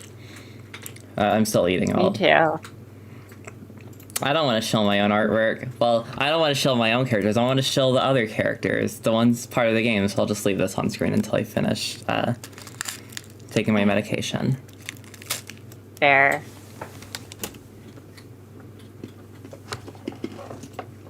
Other than like the translation hack for Mother 1 and 2, like are there any other like hacks for the game? Or yeah, for like the re-releases from other games on GBA? Like I think there would be like a music hack by this point, but I don't know. I know there's a hack to change the visuals so they're like less washed out. But that's all I know of.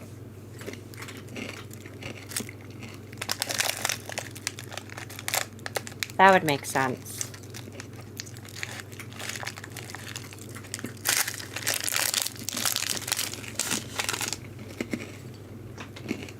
I honestly really liked how Mother 1 did sound in the GBA version. I'm not sure if it's better than like the Famicom version, but like I was still hit with the feels. Maybe it's just because like the compositions at their core are just so beautiful. Really make me feel something for whatever reason. I'm also like a GBA apologist. I apologize if the sounds of me eating are picking up in the microphone. I don't... The soundtrack definitely isn't as bad as I was making out in that video I made, but I deeply regret that video for a number of reasons. It's just that the instruments make the song sound a lot more flat. Like, especially, I think, like, Magic Hands is the perfect example. But the compositions are still solid, of course. I just prefer how they sound on Famicom. That's fair.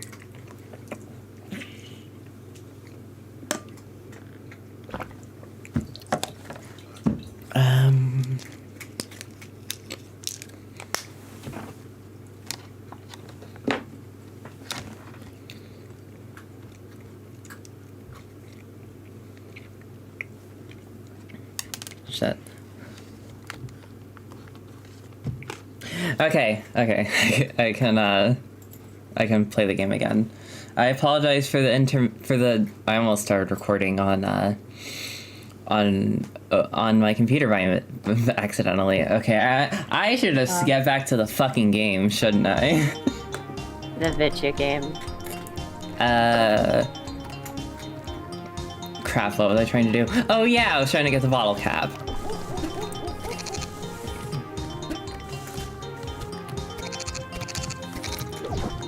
Another game where you collect like bottle caps. Isn't there another N64 game that involves bottle caps?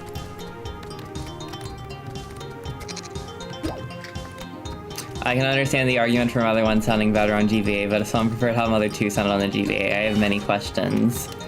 Yeah, I'd be surprised if anyone said that. Maybe Exo Paradigm Gamer would say that, because he did defend the GBA soundtrack for Super Mario World. Yeah, as well as the Game Boy Advance, like Donkey Kong Country games. Those aren't so bad. In some cases, the Game Boy Advance soundtrack for Donkey Kong Country 3 is better because it's not so bass heavy. Although I haven't actually heard the Super Nintendo soundtrack for Donkey Kong Country 3. I've heard it, like, uses so much bass that it wouldn't have even been possible on Game Boy Advance.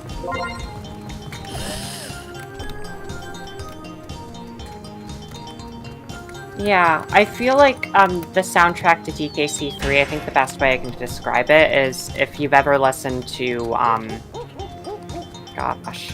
There are like certain themes in DKC1, like specifically in the second world whenever you're in the temple areas. Like that theme is solid, but like not the most memorable thing. It fits the atmosphere very well, and within that context it's good. But like, it's not very memorable. DKC3 on Super Nintendo kind of has that issue where it's like, there's nothing wrong with any of the tracks, they just aren't like the most catchy. Like, they don't really stick in your head, at least not for me.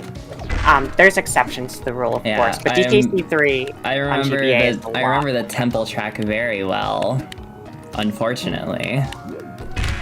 In DKC1? Yeah.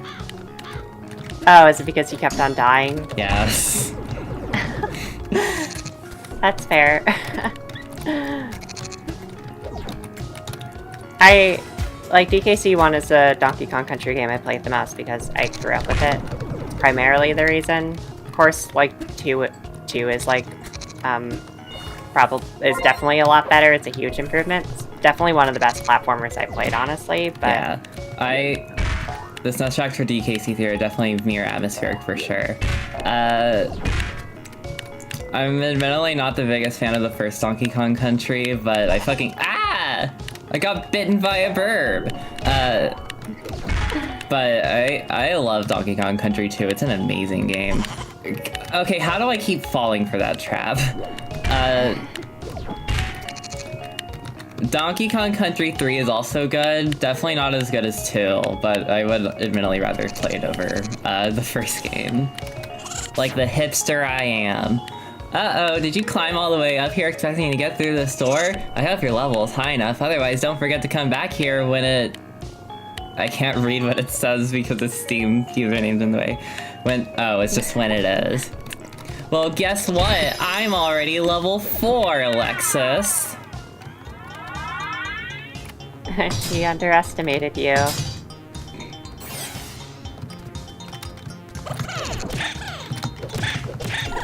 I need to replay DKC3 though, because I think that would probably be my favorite if I gave it another shot. Are you admitting that you're just the biggest hipster ever? Probably, but also recently I saw a video essay that didn't really talk about the gameplay of DKC3 much. It just kind of viewed it through like a feminist standpoint, which I know sounds silly on the... It makes a lot more sense if you watch it. That's kind of like the theming of their That content. sounds fucking wacky. It is, but it becomes like, I don't know. It becomes a lot more believable. There's a lot more build up to that. And it made me rethink the game. I hate these noodle noggins. No, I died!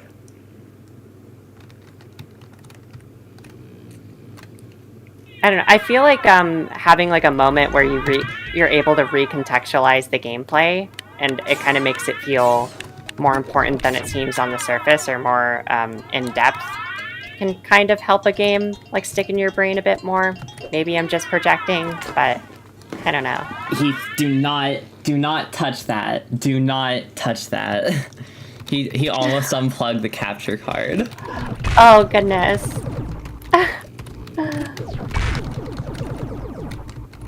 Keith is on a mission. The real challenge of Corn Kidz 64 with the keyboard isn't, actually playing the game. It's trying to beat it without Heath ruining everything. If you want to make it harder, just have like 2 goats in your room and see how that goes. Oh, I would love goats. That would be awesome. I would name them Goater and Goatetta. Ah, perfect. Those are great goat names.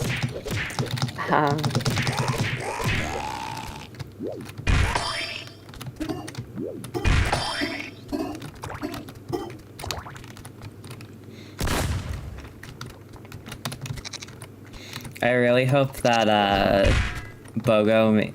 I mean, I would be surprised if he actually did it, because this game is not, considering how obscure Corn Kidz is. But I would love for the official plushies of Seve to be made. Now, it's not just because Seve has an adorable design, and that would be perfect to snuggle with. It's because if a Seve plushie exists, then I can finally feed Seve his nachos. I want to see Corn Kidz played with the power glove.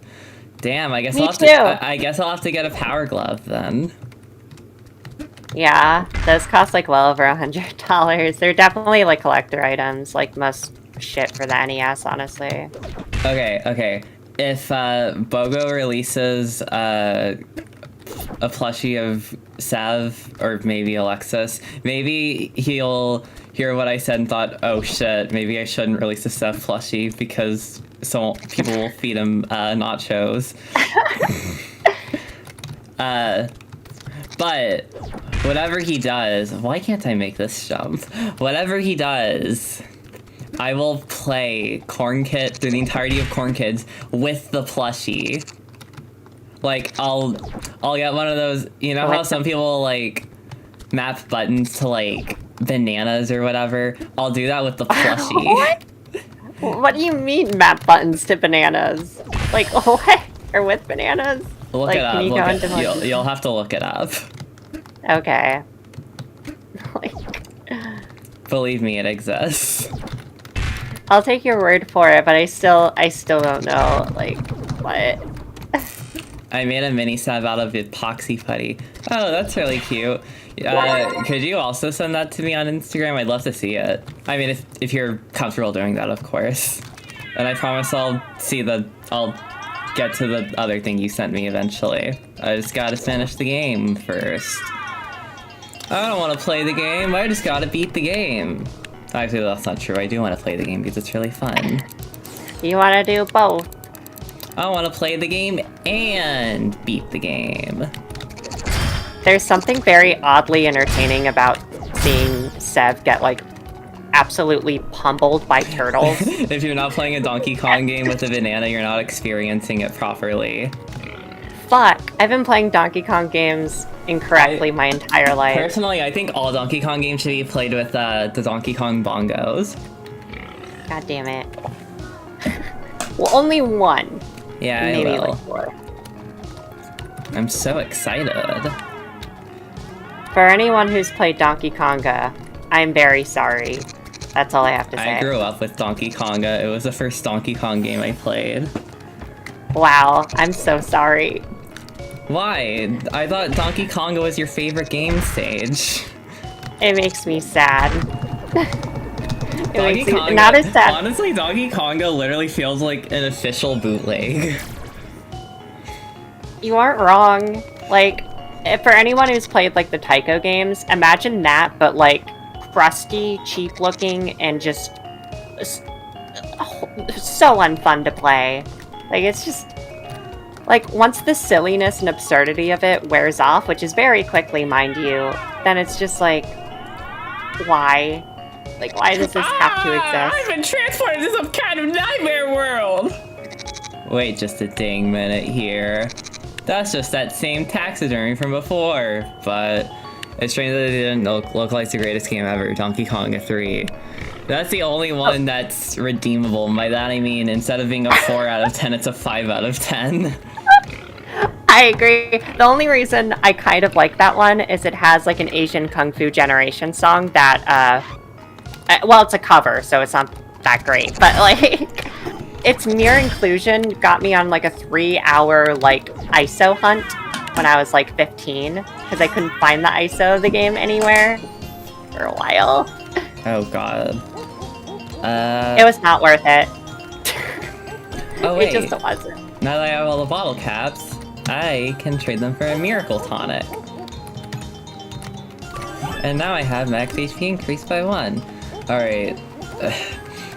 So what I'm supposed to do is go back to the music box, but there's so many new secrets now that the world is reversed that I'm just gonna do all those first.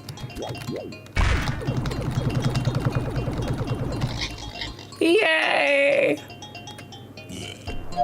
Oh no, counterclockwise. Ugh, my belly.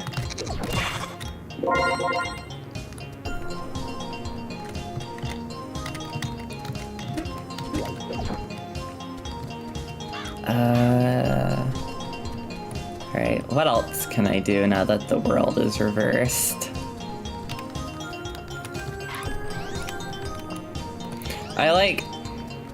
I've fully completed Corn Kidz twice, and I'm not saying that to brag, it's just... I'm saying that because I should know where everything is, and I do. It's just, it takes me a while to, like, to put the pieces back together and remember exactly where everything is, because there's so much. Just in Aloe's Hollow, there's a lot, but even like in Lexi's Monster Park, there's a shit ton to do. Yeah, that's like the fun of collectathons, where it's just like each time you remember more and more, and then it can be like, I don't know, with each subsequent like playthrough, you can piece together things quicker and then beat the game faster and more effectively and look more stylish too. Light the cubes. Oh god. Oh god. Oh god.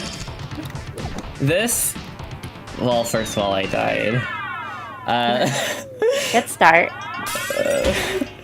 Oh, but that reminds me of something not from... this reminds me of a certain part in Spyro Enter the Dragonfly. Oh my goodness. When are you going to stream that game? Never. I'd have to trick you into streaming it. Okay, you know what? I will do it under one condition. If Bogo himself comes on the stream and says, I will feed Seve's nachos, and then finally give Seve's nachos, I will stream Spyro Enter the Dragonfly. Okay, I guess that'll never happen. That stream will never happen. Hey, it's okay, that game is actually you never sickening. know. You never know, you never know. I kind of hope Enter the Dragonfly gets like a decompilation, so the frame rate is fixed. It's crazy how many games try to copy the success of Corn Kidz, like Banjo-Kazooie and Super Mario 64 and Donkey Kong 64, but those bootlegs don't compare to the funny Seve game. I agree, you cannot compare to the Goofy Goat game. For sure. Donkey Kong 64 seems like... I haven't played it, but it seems like... Oh no, like so bloated. But maybe there's something to it that I just... You can play an arcade perfect version of Donkey Kong. I doubt it's arcade perfect, but I don't know, I haven't played it. I've like heard it's like a genuinely perfect emulation. That's wacky. If you ignore like the hideous bilinear like filtering that's put on all N64 games, I think that's also an internal hardware thing. Like if you use a game GD code or like mod the N64, you can actually remove that. I think it's called an anti-aliasing filter or like a blur filter. The PS2 had something similar. So if you're playing like an emulation of like similar. Yeah. The Wii also has something similar. Oh yeah, for sure. It's to like smooth out the rougher edges, but in retrospect, it makes the games look a lot more smeary and blurry than how they probably should appear. And for like any emulated classics, like on the N64, like the It's such a perfect port, you need the expansion pack to play it.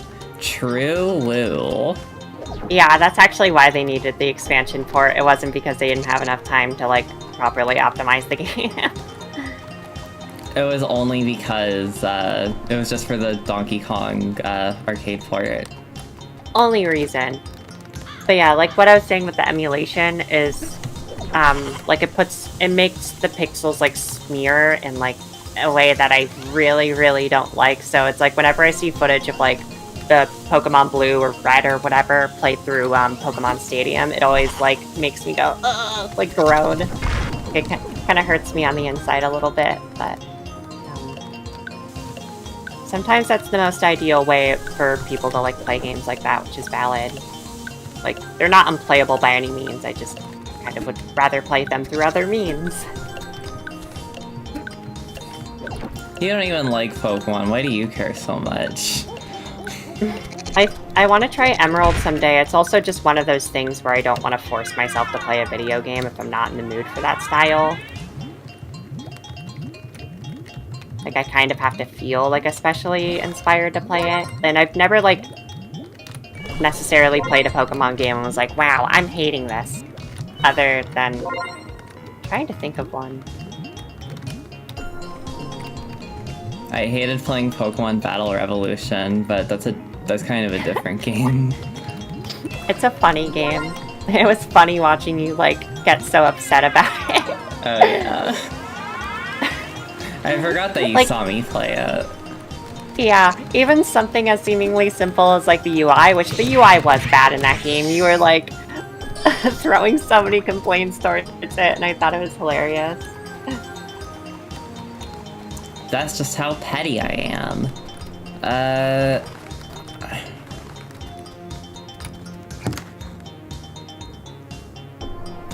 Okay, Pet Day, I only saw the preview, but that's actually really cool. Like the preview image in my notifications, but that does look genuinely really cool.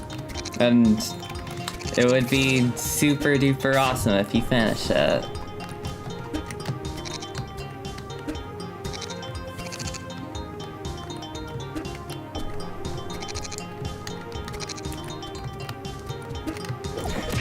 No, Heath, do not. Pokemon Battle Revolution costing $50 was a crime.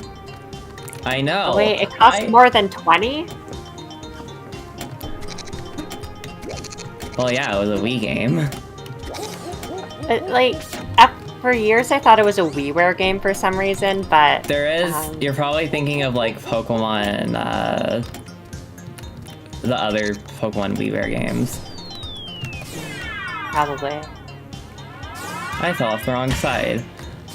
I feel like there's an easier way to get to do what I'm about to do, but I don't know how, so I just like doing it this way. Thanks, I'll get around to painting it someday. I'd love to see the final results as well. Alright, what else can I do? I can fall down here. When Pet Day is finished painting the epoxy putty Seve, like, they should definitely, like, feed it nachos.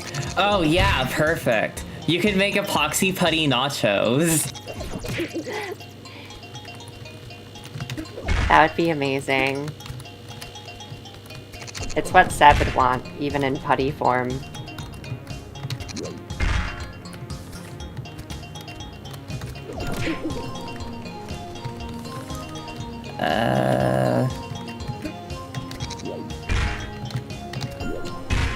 How much health do I have? Okay, I have like 2 or 3 hits. That should be fine. Although, what I'm about to do takes like 5 minutes if you mess it up, so... But you know what? I've done it once with a keyboard. I'm sure I could probably maybe do it again with a keyboard. Are your hands, like, cramping yet? No, not at all, actually. That's awesome. I'm an artist, so my hands are used to being pushed to their limits. Good idea. I cannot relate. I mean, I can relate to that whenever I play, like, guitar for a long period of time, but it's not like my hands, it's more of like my fingers. Can't wait for Seve to be the next Smash Bros. Character. God, I wish. Okay, this is probably one of the most annoying things to get in the game. Oh, but I get... Of course I get a first try.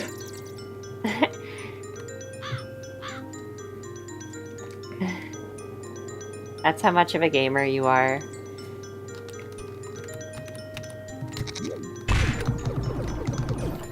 Now this right here is a certified Seve moment.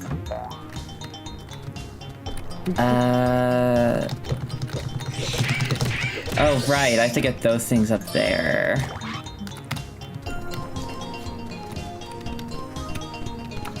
Wow, I'm so behind in the stream. I don't know how that keeps on happening.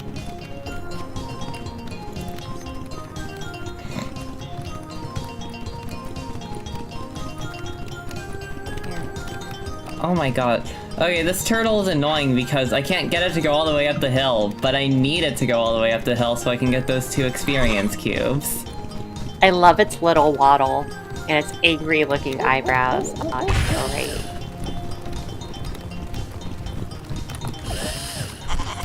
God damn it. I got a game over. Oh no. I can't wait to see you get slaughtered by the turtle. Like in the playback. I mean, I don't even need to be up here anymore, so...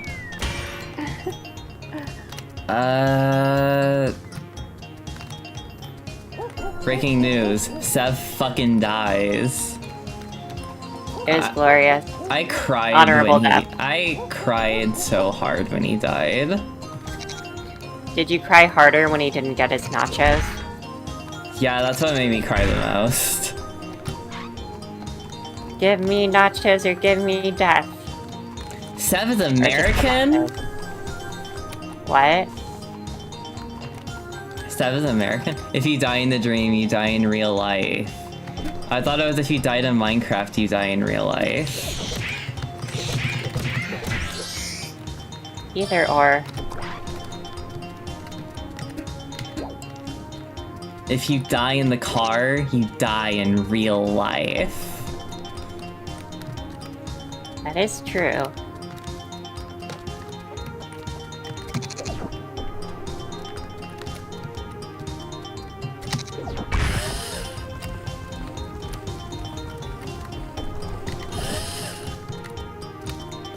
Alright. The nachos will be buried with him. I'm glad. I would cry if he didn't even get his nachos in the afterlife.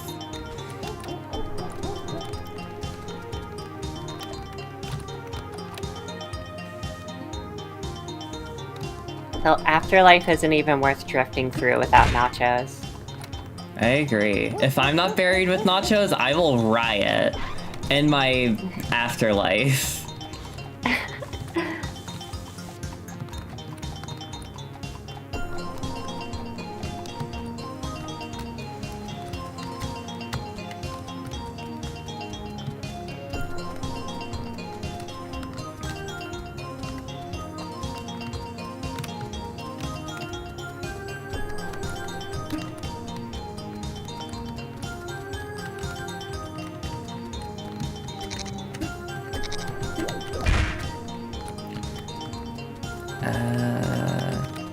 I think I'm doing this right.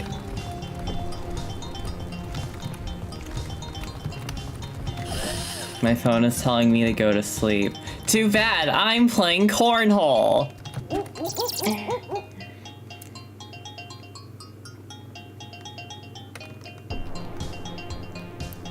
Cornhole is more important than a consistent sleeping schedule, obviously. It is.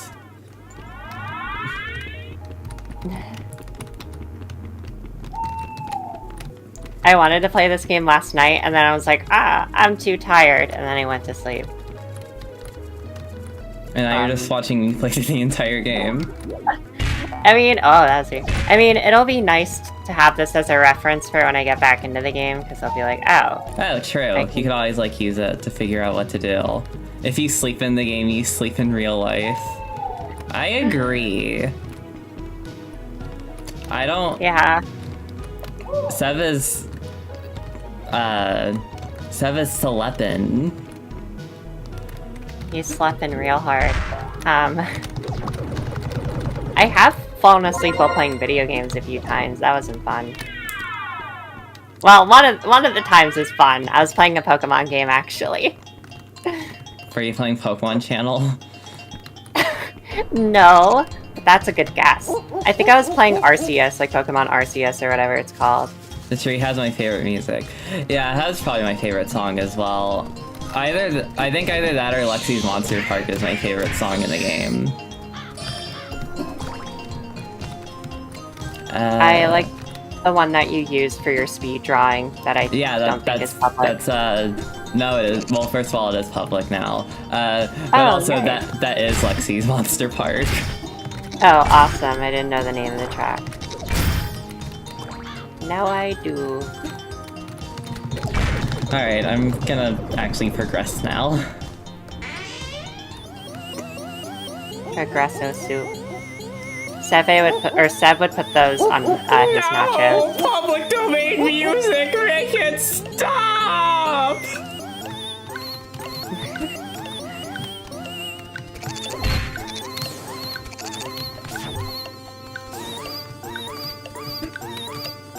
Insert your favorite public domain song right here in the comments.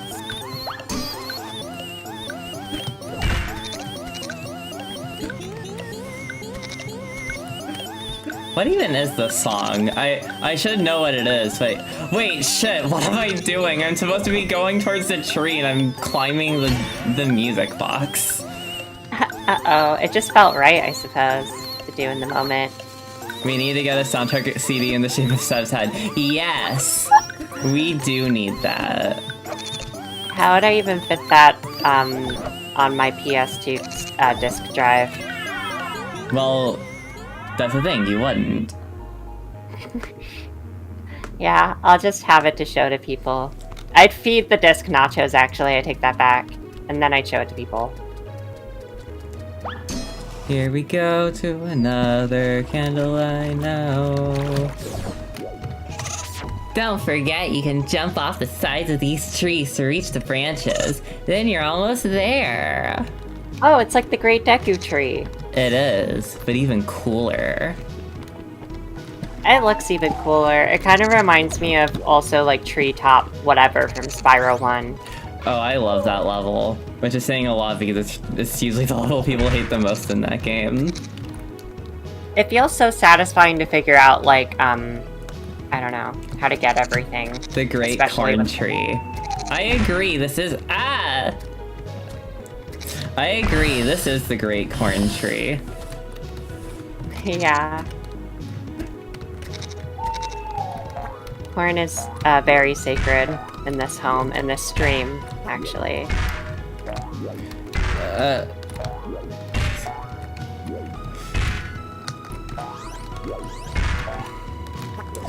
No, god damn it!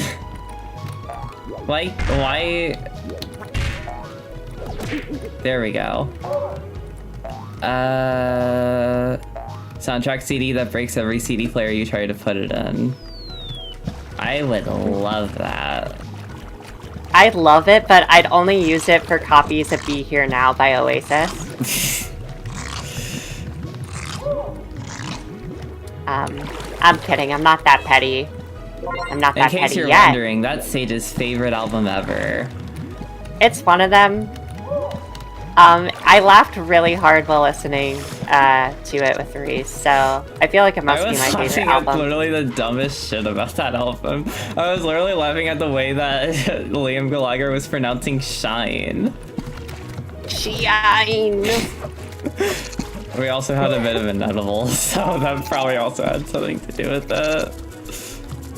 Yeah, I don't think the album would have been as much fun without that edible. And when you have more time to process the album, it's easier to be like, yeah, that wasn't very good at all. Oh, I wouldn't want to listen to it again. The first time I played this game, I somehow got that bolt I just got now without even this wooden platform here. I don't even know how I did that. But, like, when I was going back to fully complete everything on the PC version, the best album ever is Pet Sounds. It has some goofy goats like Seve on the cover. Oh my god, you're so right. Stop shitting on me! Not even at that part of the stream, so it just sounds so weird hearing it out of context.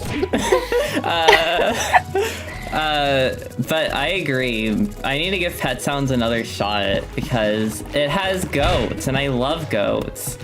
Not as much as I love sheep, but you know what? They're both part of the Caprini tribe, so they're like siblings.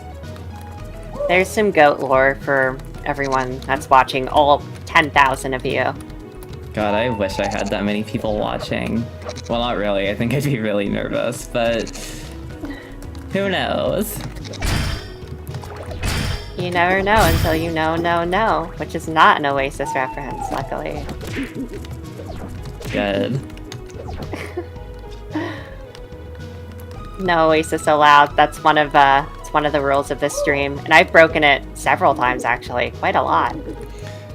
All around the world, all around the corn tree. Better. I'm trying to remember the lyrics. I don't even remember the lyrics except the part where he goes, shine. Yeah, that was in a different song actually. No, it wasn't all around the world. It was? Yeah. Oh, I'll take your word for it. I just know the main lyric was like na na na na, and there was also just like, that's not the main one, but it appeared a lot. And then there was also all around the world, better spread the word, something something. I don't know. We're knocking off the Beatles. Seth, wait! I just remembered I forgot to mention. The owl has barricaded himself behind that giant letter P. Which is weird, because I would have thought his name would have began with an O. What? After I made it all the way up here? But wait, if you dig down through there, you should be able to make a shortcut back up. For when we figure out how to get rid of that P. P? Oh, right, the world must be flipped for you too since you were in that portal. Probably since it's a number 4. If the number 4 is a backwards P, they should call it the number EEP. You're right, they should.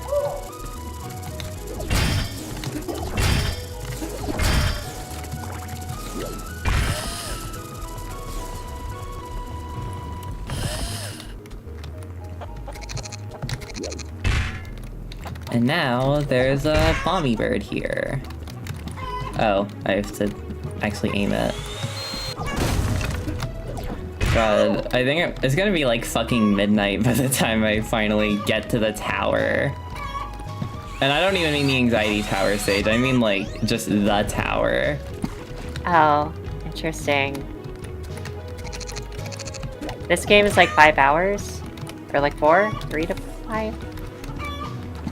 I don't know, but I'm taking forever because I'm trying to do everything. That's fair. Seems like the most fun way to play a collectathon like this. It's me, the metal worm! Nice work on releasing me from that filthy prison. Now, back off to my nice clean prison at the sanitary zoo.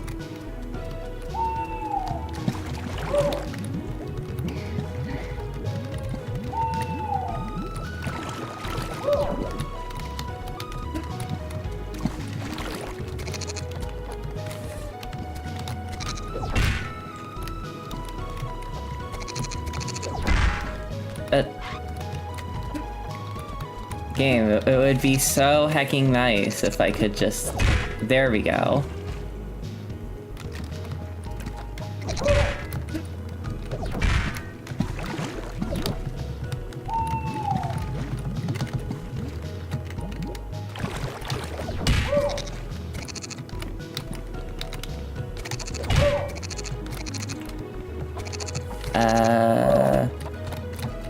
Alright.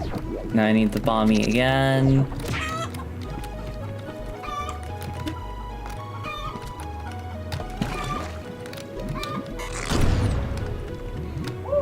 It feels so satisfying killing these fish for good. Because those fucking fish deserve to die, and I'd love to show them why. For real. I've even got, well... Oh, wow.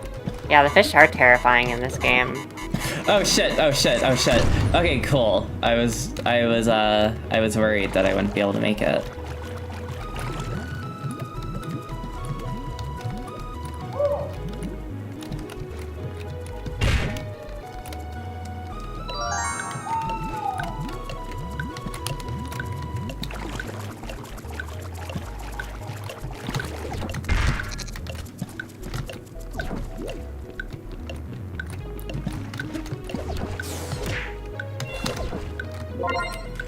I believe there's another cube here underwater.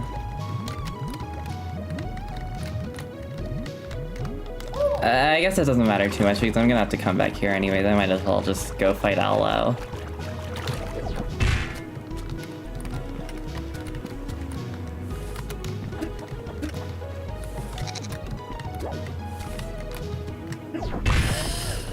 This game, it actually takes place in like BC times because this was before circles.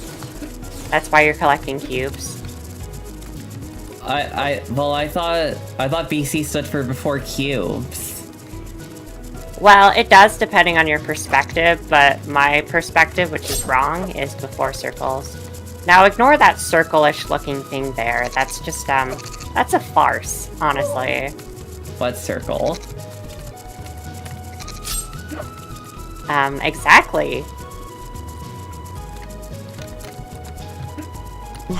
Ow, my bones! Ow, my bones! Well, I guess I should be saying Seve's bones, but I still feel his pain. You felt the lossage of bones, internally. Yeah, sure. See, it makes sense if you really don't think about it. I thought BC stood for before corn. Yeah, Sage, that's what it actually stands for. I'm sorry. You're right.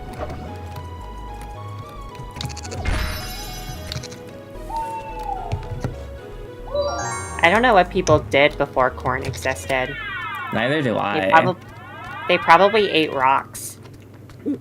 So, this is what it's come down to, has it? The pig types have sent a murderous assassin to take me out. What? Hey, nobody sent me here. I mean, they probably should have sent somebody, but... You will fail in this coop. Nobody believes in such a vile concept as a piggy town. This town belongs to all. Except the trees. Those are for owls only, and any incursion is a direct threat to owl kind. I will show you how we owls deal with pig-aligned intruders. Oh, is this like the first boss of the game? It's the only boss. Really? That's surprising. I love a lot about this game, but the boss fight's kind of like one of the few parts of the game where I'm like, this is kind of whatever. Although, admittedly, boss fights are really hard to like pull off well in 3D platformers. Like, it's honestly hard for me to think of a 3D platformer with like genuinely great boss fights. The best I can think of is like Mario Galaxy, and even then I wouldn't say it's like the best ever. It's effective at that. Yeah. Although the first time I played this boss, it really pissed me off because I didn't know how I was supposed to aim. So how dare you? So I'll show you what I had to do. Or what I thought I had to do. Once I got past this phase. But yeah, it's not like a bad boss fight, it's just, you know, there's a lot of waiting around. Yeah, so it's less at like your own pace or leisure. Yeah. More just like... And it's like, for the most part, it's not even really taking advantage of the game's mechanics super well. Besides, like, you know, these parts where you have to climb up and get the bomb bees. But for the most part, you're just waiting around. I feel like this game could have done something similar to the bird fight in Wind Waker, where you're climbing up the tower and then, Oh, that would have been cool. But you see, this is an N64 tribute. Okay, so here's what I thought I had to do when fighting this boss. Well, not that. I thought you had to like go on the ground and then aim from there, because when I played this game, they didn't actually have that reminder of how to aim, like where it says to press the R trigger. That wasn't part of the game yet. And it seemed like that was a common issue because I actually saw a couple posts in the discussion threads of people just completely unsure how they were supposed to fight this boss. So it definitely wasn't just a me issue. which honestly was very reassuring because I was worried I was just that stupid. Yeah, I feel like forums or like community posts can be very humbling in that way, where I'm like, am I the only one going through this? And I'm like, oh, thank Miku, I'm not. I feel like I'm the only one who's stupid enough to play through this entire game with a keyboard. I think it provides like a fun challenge. I've done that with Sonic Adventure 2, and I had a good time. Wasn't that when you took all night to finish? No, damn it! I got distracted. Also, You're good. Oh my god, I died. Oh no. That's when I started the keyboard run of Adventure 2, and I ended up finishing it within like the next month, or within the same month, I think. Oh, okay. I was knocking off with it. Yeah, because I remember you were playing a keyboard then, and then you passed out while playing Death Chamber. Yeah. That doesn't technically count as me falling asleep while playing a video game. Not Death Chamber, Aquatic Mine. The level is so boring that I fell asleep. It wasn't because other circumstances, but we can just say it was because the level was so boring that you fell asleep. Yeah, I had too much apple juice, as it were. But the second time I fell asleep while playing a video game, Pokemon Arceus, I was genuinely sleepy. Like, that was like a month where typically most nights I'd get 1 to 2 hours of sleep. And a friend wanted me to play the new Pokemon game with him at the time. And I'd just be in the middle of the text box and I'd start drifting off, and then he'd be like, Sage, well, are you okay? And I'm like, oh, sorry. Yeah, let's continue. Alright. That's one of my favorite experiences of the Pokemon game. The one where you fell asleep playing it. Yeah. Pokemon Channel is my favorite one, though. It's my favorite too. I like when Pikachu slaps the TV. I do. I like when Pikachu makes you his hostage. Me too. I have a very hot take, but I don't want to say it because I feel like if I did, someone would just come into my room and immediately execute me.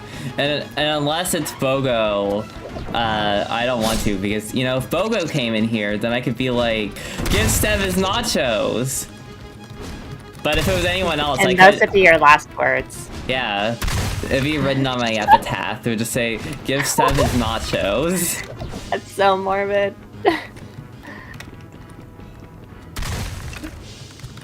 I want to hear the hot take. I don't think I want to say it. You can't tease me with a hot take and then all I will say is I have more fun playing Pokemon. I genuinely had more fun playing Pokemon Channel than a certain beloved Pokemon entry. That's all I will leave it at. But Sage, you're not allowed to guess which one it is, or else I'll steal your nachos. Oh, okay, fair. My guess is Pokemon Battle Revolution. Well, that's like fan favorite entry. I mean, that's like a dead giveaway. Battle Revolution seems to be kind of a mixed bag. Like, some people find it disappointing, some people find it good. I'm talking about like a Pokemon game that everyone loves. Well, not everyone, but it's widely beloved. But again, I'm not gonna go into... Hey, you Pikachu! Fire. It is fire. I am on fire. You are flaming.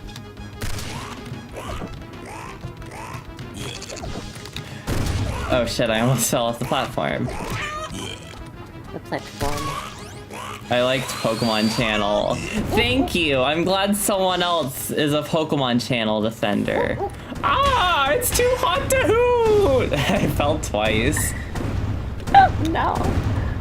I would probably feel ripped off if I bought it, but it was a good rental game. It seems like it's a good game. It sounds like it would be much better in that regard.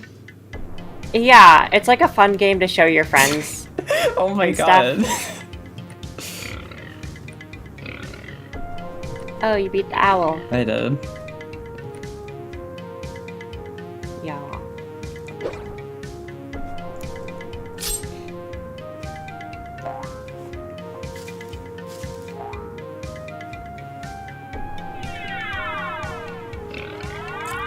Holy low, boy, how'd you do it? How'd you ever manage to convince that owl to change me back? I blew it up. You did what? Oh, this is not gonna go over well with the donors. And being a salami was... Actually, yeah, I was getting more donor support than the salami now that I think of it. Well, at least now you can have your lasagna festival now, right? Not a chance. I've done learned my lesson. No more lasagna festivals. Oh, for God's sake, please at least tell me you're not gonna call it Aloes Hollow anymore. Probably better remain that way to honor his memory. What? No, son. I think you should best move along. We don't want any more trouble. Dad, like being turned into a weenie turned you into... well, you know what I mean. Get! You know what? That fucking pig deserved to die. At first, I thought I got turned into like a kidney bean, but when I figured out it was like salami, I was like, oh, okay, I guess that's what it was supposed to be. Like, it looked weirdly polygonal, so I was like, oh yeah, that's a bean. I don't know. It's art. Very artistic. I have to reverse the world again. If I can figure out where to do that. Oh yeah, and Sainty Nerds, trinkets. I think if you reverse your game footage, you'll be able to reverse the world. Well, I can't exactly do that on stream, you know. Damn. True.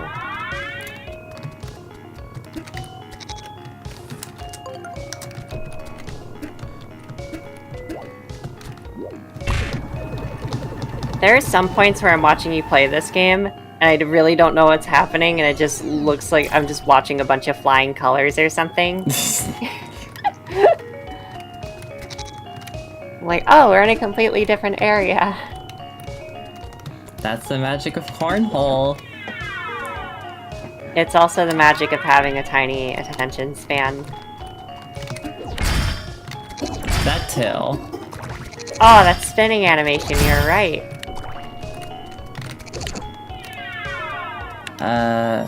Right about what? About it kind of being a little nauseating. Oh yeah, I did say that. Oh, why the lasagna festival still canceled, Daddy? Son, if this behavior doesn't stop, spankings will be in order when we get home. And the last time your mother gave me spankings, I had to miss work for 2 weeks. Kinky.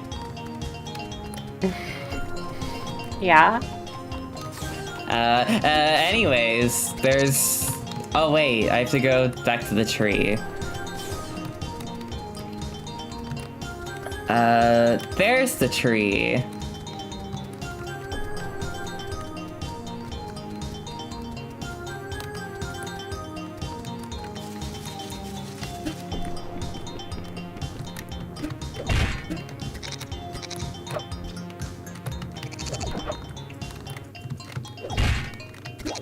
Here we go. There's a bit of a squeaklet if you go back inside the tree. You'll find a chipmunk, and it'll hand you a certain DVD copy of a film. Oh no. Anything but that. That movie made me puke.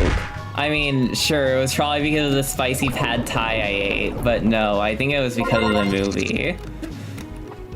Yeah, I'd like to blame the movie too. We didn't even finish it. It was the worst part, and it still had that effect. Oh yeah, so I go here, I spin, and then a new challenge arrives.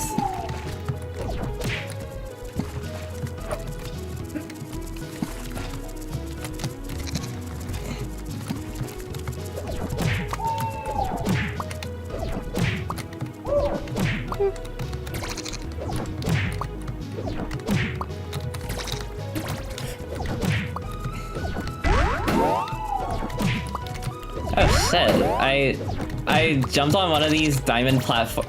I did not know you could jump on those diamond platforms multiple times. That's actually really good to know. Anyways, void screw. And then there's a couple more things that I have to do in Aloe's Hollow, and then I'll go to the tower. Hell yeah. Also, I remember you once said that you're really good at adjusting to like unconventional control schemes, and I can totally believe you because you've been doing like amazing so far. Did you get rid of the pee? Yep. I hope you didn't. No, I didn't wet the bed. Hey, how'd you know I was gonna say that? We are psychically connected. Oh yeah! I'm so sorry, but I'm back. Hi, V. It's okay. I'm just glad you're back at all. Although if you couldn't return, then that would totally be okay as well. We're actually getting near the end of the game. Well, the end of the main story, at least. There's still a shit ton to do because this game has so much shit to do. Definitely. It wants you to collect a bunch of stuff, which is kind of surprising to see from a collectathon. I love collecting a bunch of stuff. It's why I own so much, it's why I own like 200 Hitmontop cards. Damn, I missed it all. No, you didn't miss it all, you just missed most of it. God, what else is there to do?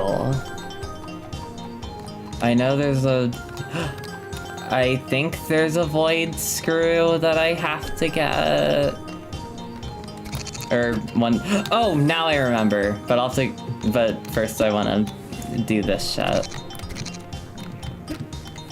You want to do the thing and win. I do. I remember the Hitmontop. Oh yeah. Sage, did I ever tell you that I used to own like 200 Hitmontop cards? I have no idea what those are. Can you explain it to me? It's a Pokemon. Oh. From what generation? Gen 2, so Gold, Silver, Crystal. Oh. I just remember I think I got on call with V. Yo, this game has Prince of Persia wall climbing? I guess so. I've never played Prince of Persia.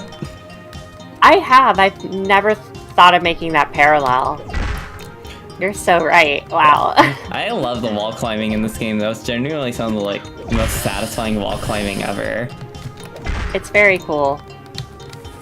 Prince of Persia is still a really cool game. It's very methodical, but its animation is so fluid, and when you get in a good flow, it's so like satisfying.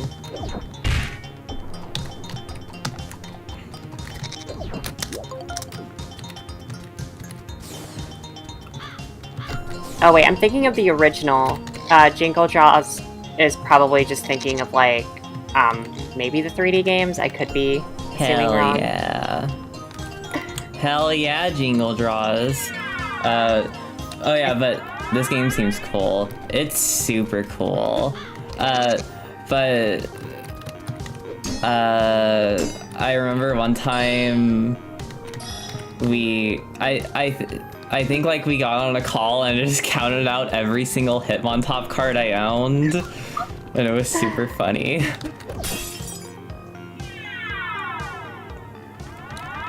Land safely.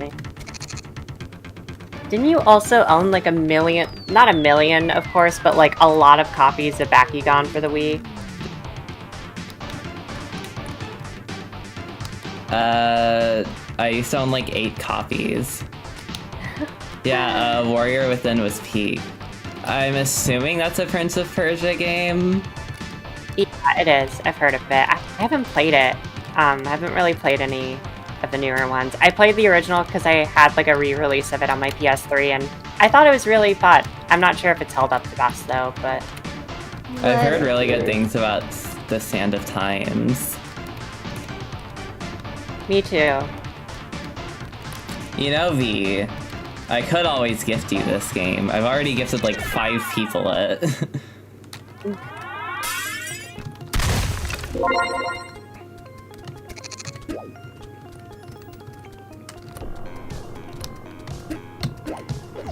I want to start doing that with certain games, but games that no one has really played, like a Toad Well Traveled.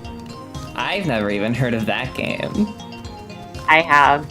Of course you have. Is it? I don't want to it's like. $6. Yeah, well, I don't have much money right now, but I would totally be willing to get the game for you. I will warn you though, it's an N64 tribute, so it's probably gonna feel a bit janky. But I've gotten used to it, but I know like you usually don't accustomed to jank as well, so like I just know V had like a miserable time trying to play the Sonic Adventure games. So now this game is to be honest, this game's way less janky than the Sonic Adventure games. Far less janky. There's still like a bit of that jank. Mainly in terms of camera control, but I do think it's very smooth feeling. I'm just warning you, because I know again, very different cases. I know the Sonic Adventure games are a huge turnoff for you. And I wouldn't want you to have to go through that again.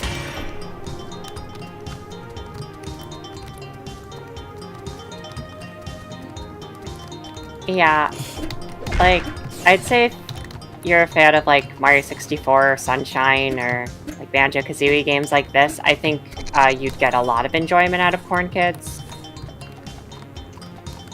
Yeah. I don't... Oh wait, V, have you played... I hope they remake them so I can experience Peak. Yeah, I really wish they would remake the Sonic Adventure games. There's apparently rumors of Sonic Heroes possibly getting a remake, I think, and honestly, that game needs a remake so badly.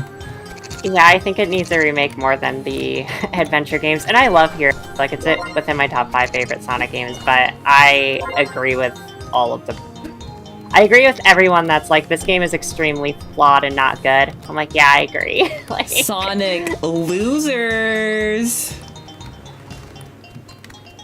yeah, definitely. Like, I think it's not as bad as 06 in this regard, but it is kind of like that game in some regards with how janky it is, and how a lot of the times when you do die, it doesn't necessarily feel like your fault. It just feels like a mechanic fucked up. Let's spin some more. I actually have to reverse the world again because there was one squeaker that I missed. But thankfully it's in the same area that I have to be anyways. Well, yay, so it all worked out in the end. Around the same area.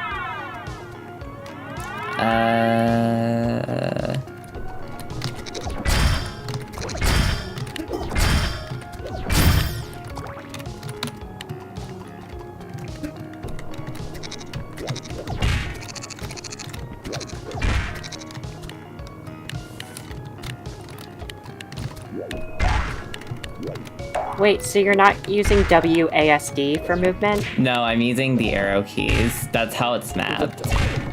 Wow, that is kind of appalling to someone like me who has played 30 games with like keyboard controls. I'm like, ooh, I couldn't even do that. Wow, that's honestly impressive. You've been doing as well as you have. What's wrong with the arrow keys?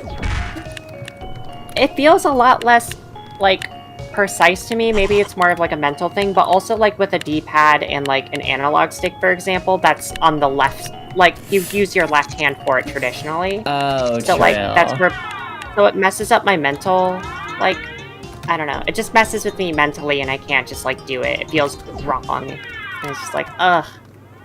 I think with enough time I'd be able to adjust, but also on my keyboard in particular, like down and up are much smaller than left and right. Oh, that would also do it. Yeah, the arrow keys on my keyboard are the same size as the WASD keys.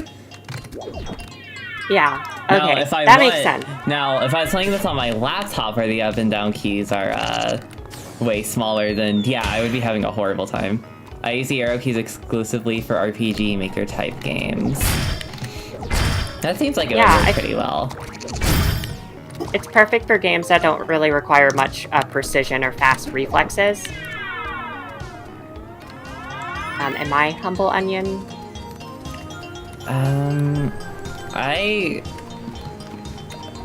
Oh wait, I can think of like 2 experience points I still need to get, but the stupid fucking turtle won't go there. God, I love the turtles in this game. My favorite parts of the stream so far is when Seve got like mauled to death by like just a crowd of them.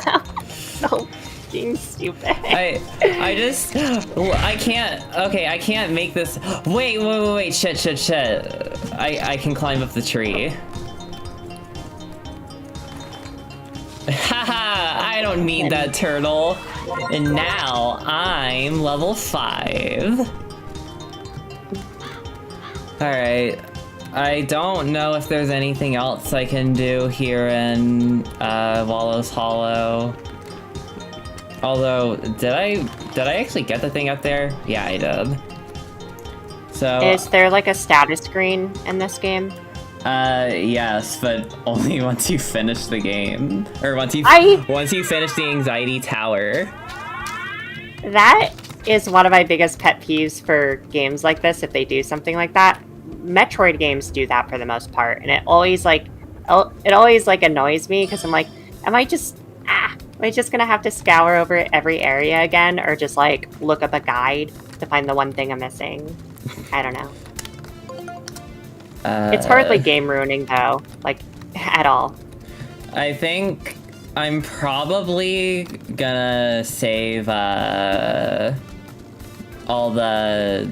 Okay, what I'm gonna do is I'm gonna do the tower, and then I'll do the tower, and then if I'm in the mood to stay up even later, I'll get the rest of the experience points that are still in Lexi's Monster Park, plus the remaining Void Screws. And then I'll, maybe try to do the Anxiety Tower. Alright, where are they? Where what? My nachos! Oh, they're probably at the top of that huge tower. No! Reese, I forgot. Have you played Ty the Tasmanian Tiger? I have not, but I should try those because they seem interesting. I haven't played them either.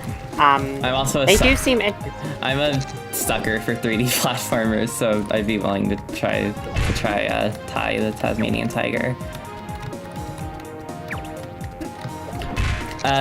Oh wait, V, I don't know if I said this before, but did you ever... Yeah, I don't think I managed to finish saying this, but did you ever get around to Celeste 64? It's like... I mean, it's like really short. If you think Corn Kidz is short, I mean, that's literally... that game is even shorter, because it was literally made in a week. It's like a game jam, but I thought it was a lot of fun. They're good at it, especially the second game. Alright, I'll be sure to play them then.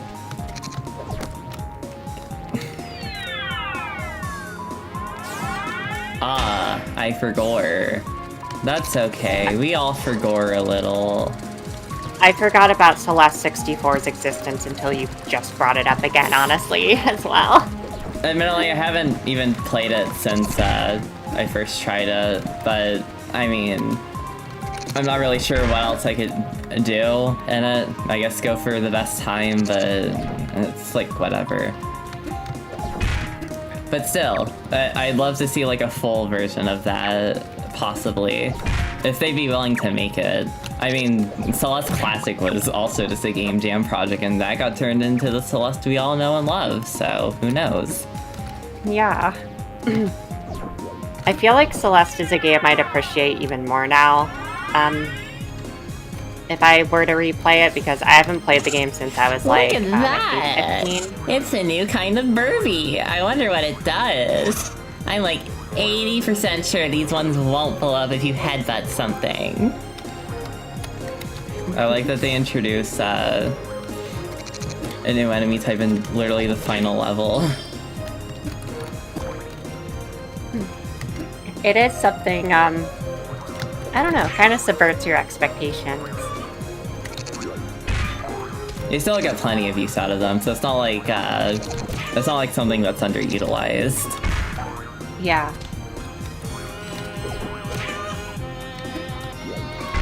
I feel like I've been, like, missing out on a lot of cool 3D platformers. Well, maybe not missing out, but not ever really getting close to finishing them. Like, Penny's Big Breakaway, and I guess this game are the two main recent ones. Yeah, Penny's Big Breakaway is a lot of fun. It also has a lot of glitches, but oh yeah, definitely. Whenever a glitch happens, it's honestly really funny. I like clip them every time they have it on my Switch. It's the one. Have you ever had like a? It's the one advantage to playing the game on the Switch, and also I guess playing it portably. But what were you gonna say? Sure. Have you ever encountered the glitch where you like encounter like a bouncy object and then get sent all the way up in the air? No, I haven't. I had that happen the first time I touched one of those, and then my friend Matt was in the room and I asked him, wait, is this supposed to happen? He was like, oh no, that happens to me sometimes too. Like, you're probably just going to fall into an abyss from here. I was like, oh, okay. Oh. Yeah, I think they should have let that game cook in the oven more. I know they wanted to like do the whole surprise release thing, but it really should have. They really should have ironed out the glitches. Now, I know, you know, it's made by the same people who made Sonic Mania, and it's Sonic tradition to have a bunch of glitches. But still, some traditions aren't very good. Yeah. I feel like, I don't know. I still think it's a great... I feel like it's more excusable for an indie game than like... Oh, definitely. AAA game. It just sucks the glitches are an issue at all. Like, I know for some people it just completely ruins the game for them. That's fair. Especially a game that really encourages you to get, I don't know, to kind of be the best and the most stylish. Like, there's a lot of, there's like a checklist of things to do in the level, and then there's also like, hey, if you beat it in a certain amount of time, then, you know, you get like incentives for it and stuff. I don't know. Oh, god damn it. And that's a part of why it takes me so long, or it has taken me so long to beat certain levels, because I do want to look stylish. I do want to get to the end of the level without dying, but like, I'm horrible at video games, so it's like... Yeah, it's a really hard game. The levels are also really long in that game. Definitely. It's a great game, but like, it might just not be my thing at this point in time.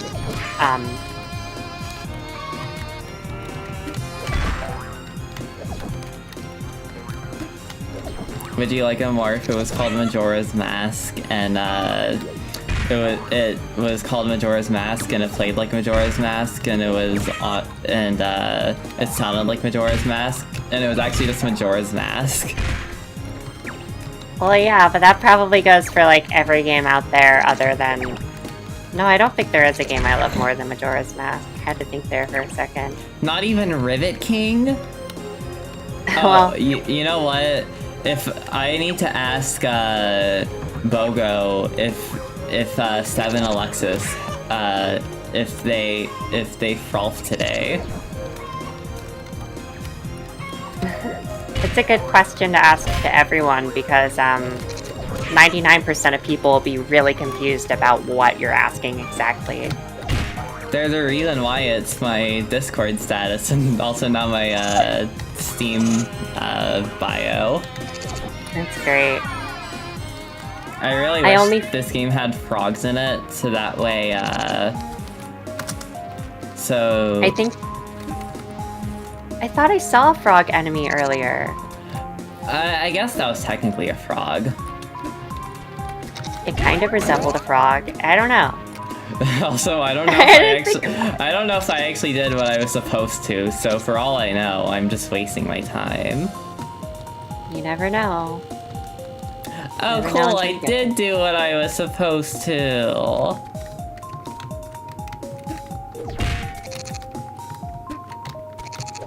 This is a really weird reference, but I don't know.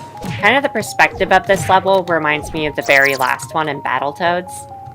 Well, I haven't gotten to that level, so I don't even know what you're talking about. I haven't gotten to it either, but I've seen gameplay of it. But a better comparison is, let me think. Like, there was like a level added in Crash Insane Trilogy that added like, I think it has Perilous in the name? Perilous something. Well, Yeah. this is confusing. That Bombi is flying too high to stab. I didn't know they could do that. And those wall boosters are too far away from him. You can reach them though, just remember to wall jump after doing a side jump. Is this the anxiety tower or just the tower? No, this is just the tower. The anxiety tower is much harder. And it also doesn't have, well, it has checkpoints, but if you game over, you have to go all the way back to the beginning. So, like, you won't see Alexis throughout the tower.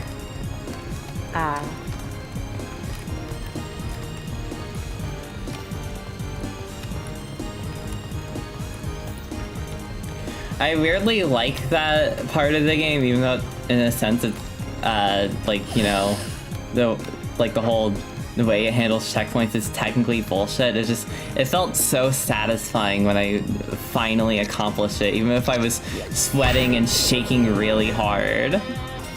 It's like it's cool to have an endurance run towards like the end that's like extra content like that. I feel like it's okay to have something like that as long as it's not like forced. Yeah, and it was genuinely challenging. So it's not like it was badly designed.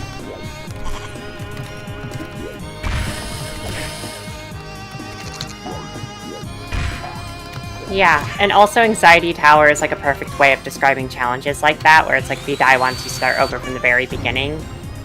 Because it does like change your mindset because you are anxious about dying because you know that you're going to have to replay so much more of the level that you spent a ton of effort like climbing up. Exactly. It's very self-aware in that way.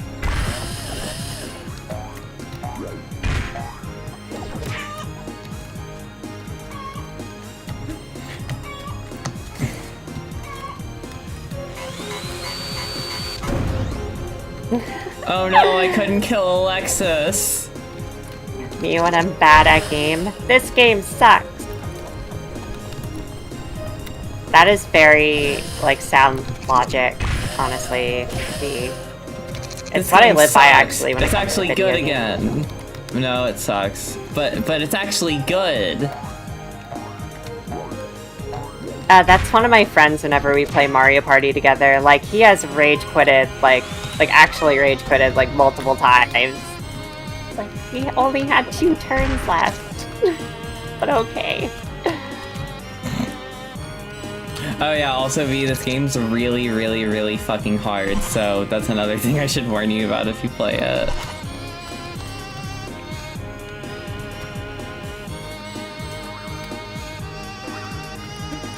Like, I bought the game for one of my Discord friends. It was actually the same person who helped me reboot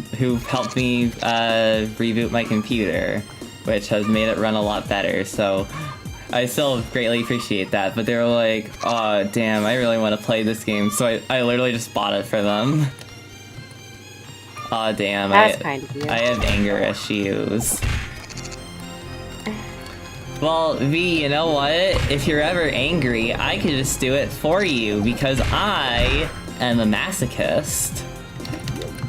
Or, well, no. I was gonna say,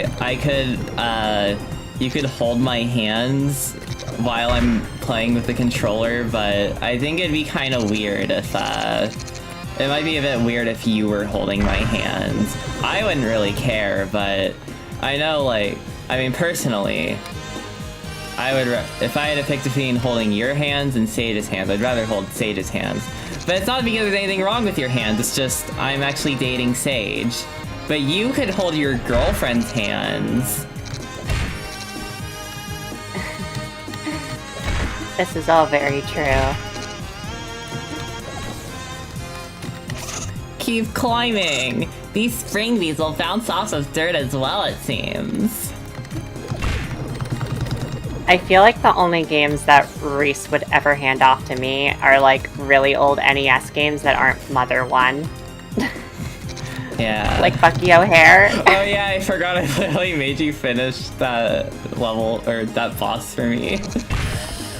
I was having a blast too. I was like, oh my god, I'm playing like my favorite game. And then it made me want to replay the game in full, which I did later on, and through Animal Crossing, so yay. I still need to finish Bucky O'Hare. I haven't actually finished it since you were here. That's fair. You don't have to finish it if you don't want to. I know it's not like your favorite game or I anything. want to finish it. I do like the game, it's just, it can be really frustrating. Yeah, I agree. Honestly, if it weren't for the generous lives and checkpoint system, I don't think I would enjoy the game very much. It would frustrate me a lot more too, but because it is there, like, whenever I die, even if it's by an insta-kill, like, obstacle, like, 99, or like 95% of the time it feels like my fault. And then I'm like, okay, cool, I don't have to start from the beginning of the level. Yeah. Like, I can get back into it. For the most part, the game does feel well designed. It's just, like, it's also extremely trial and error heavy. Yeah, it can be. Especially the bosses with their patterns, but it's also one of those things where it is satisfying getting progressively better with each attempt. And then when you do beat it, it's like the most triumphant thing ever. At least for me. I like how Seve and Alexa spa whenever they talk. Yeah, that was the thing that threw me off at first for some reason when I first played this game. I don't know why. Admittedly, I actually didn't even realize that goats went ba as well. I just thought that was the thing that sheep did. Or not sheep, Oh no, I knew- sheep. I knew that goats did that, I just didn't expect these anthro goats to literally do that. I thought they would just have like childlike voices or something. Well, not voices, but you know, just like kind of little noises or whatever, voice clips. That's Not why I've been necessarily providing like half the voice clips. Even It though fits pretty well. I mean, I don't sound like a child anymore. Those days are long gone. But I mean, they are teenagers, so I don't know. But I'm sure the voices I have been doing for them are probably really annoying. Not at all. I think they're cute, and it fits the characters quite well. It breathes even more life into them, I'd say. That's reassuring. Although I do wonder what Bogo imagines the corn children sounding like. Probably Because- like goats. Because let's be honest, I think everyone has a voice inside their head for their own characters. Just like imagining what they would sound like. At first I thought you were going to reference a Linkin Park song. Everyone has a voice inside their head. I was like, oh wow. But no, that does make more sense. I kind of like that having, I don't know, characters almost be like silent in that way. Like for example, when I'm playing like the Mega Man Zero games, I kind of have my own voice for all the characters. Yeah, I do too. But although they do have like voice clips, which is nice. Oh wait, V, do you like do that with your character? I mean, I do. Yeah, I was about to ask if you do that.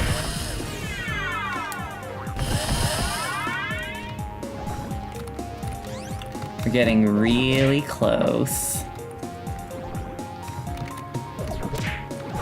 And guess what, Sage? I still haven't gotten any hand cramps or headaches. That's great. I mean, that is. I'm glad you're not in pain while playing one of your favorite games. I don't know if I'd say this is like one of my favorite games. I just really, really, really like it. Fair. I have a different voice in my head and only Reese knows what I mean. I do know what you mean, wink, wink, wink.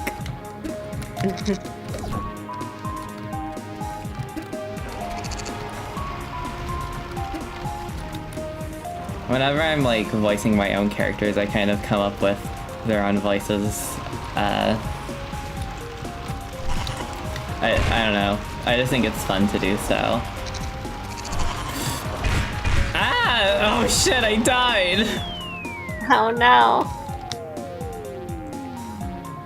What is your favorite game, by the way? Honestly, I don't really know how to answer that. Like, I kind of go back and forth a lot.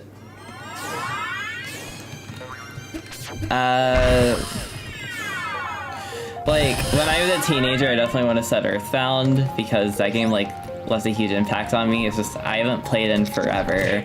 But, like, the impact it left on me is still really important.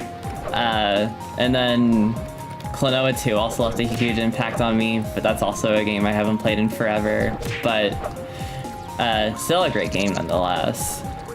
So, I think now I'd probably... God damn it. You'll never fucking guess mine. Oh, Mr. Bones for the Sega Saturn. That's your favorite game. That's my favorite game at the very least.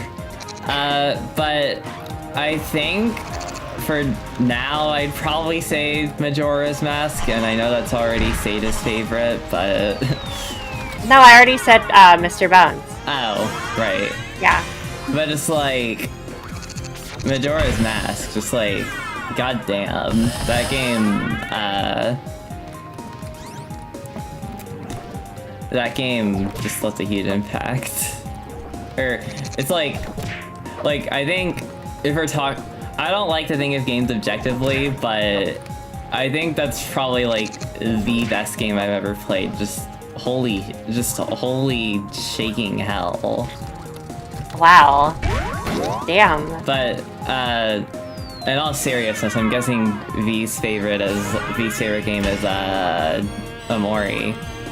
Oh, wait, I thought it was Momroy. Spelled in all caps. As soon as I said that, her message appeared in chat. Amori's actually Amori's not. I wouldn't say Amori's my favorite game ever, but that's like in my top 5 easily.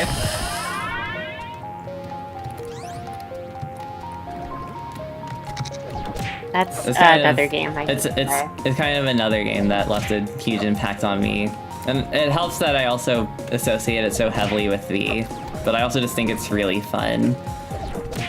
And also very, very, very, very, very special. But honestly, like, getting to play with V,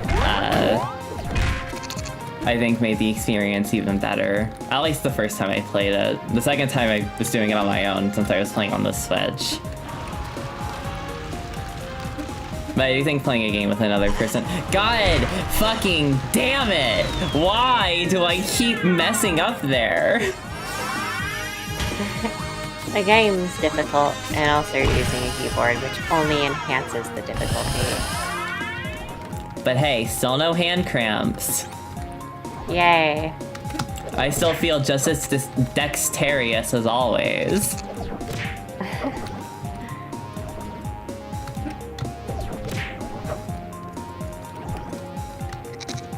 I only feel dexterous when I'm, I don't think I ever really feel that way, actually.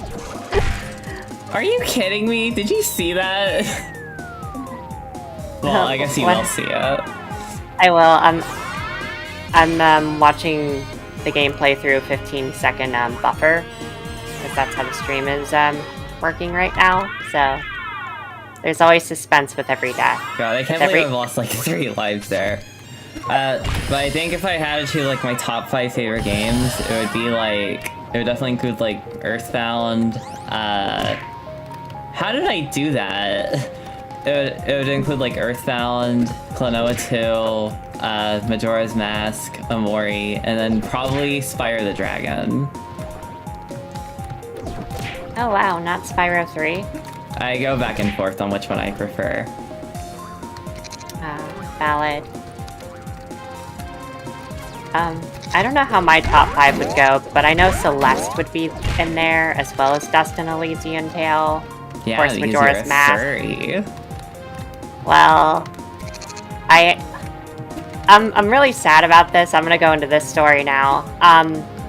So, for some reason one night when I was very sleepy or something, I don't know, like brainless, I accidentally threw my, like, Galaxy Furry Foxtail into, like, the, hamper with the rest of my clothes. And then I accidentally put it through the washer and it was ruined forever. Oh no, that was my favorite furry foxtail. When are they releasing Estro the Dragon?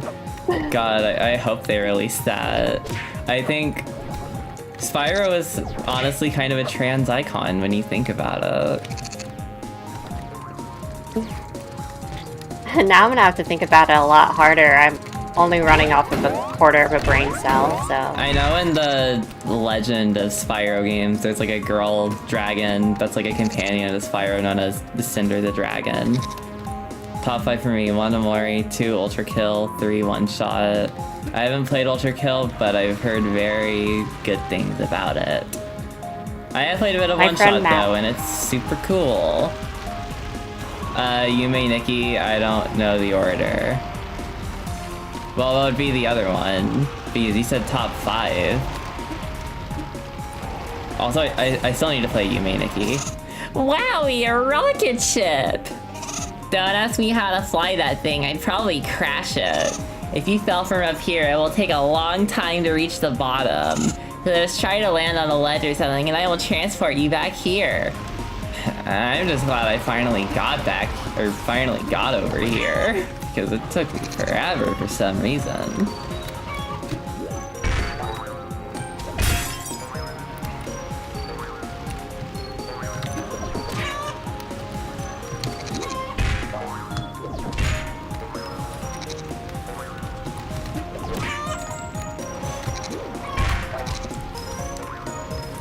Can I please?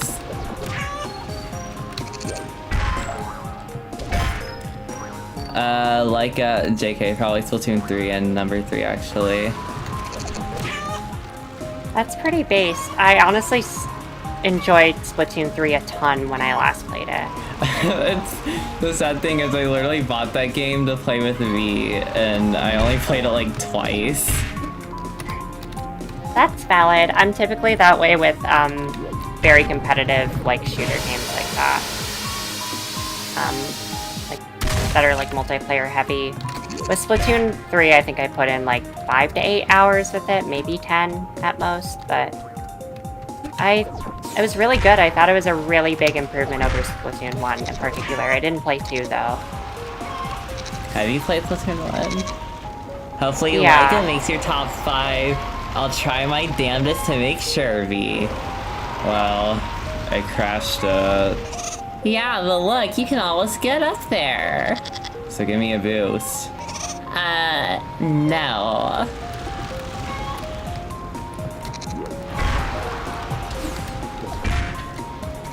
I definitely will play Leica as soon as it releases if I can. I got 500 hours in a week for... How? There's not even 500 hours in a week.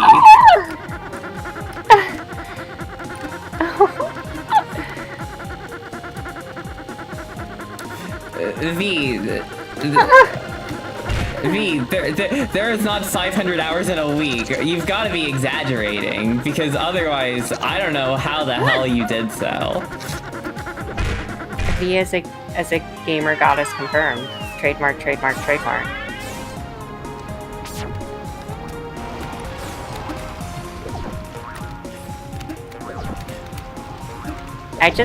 Wait, no. At first I thought like the giant sock thing had like teeth as like a part of its shoes. I'm exaggerating, but I literally stayed up for 3 days straight and took off work to play. God damn. That's some dedication. I don't even think I could... Yeah, I'm also a goddess. You are a goddess, V.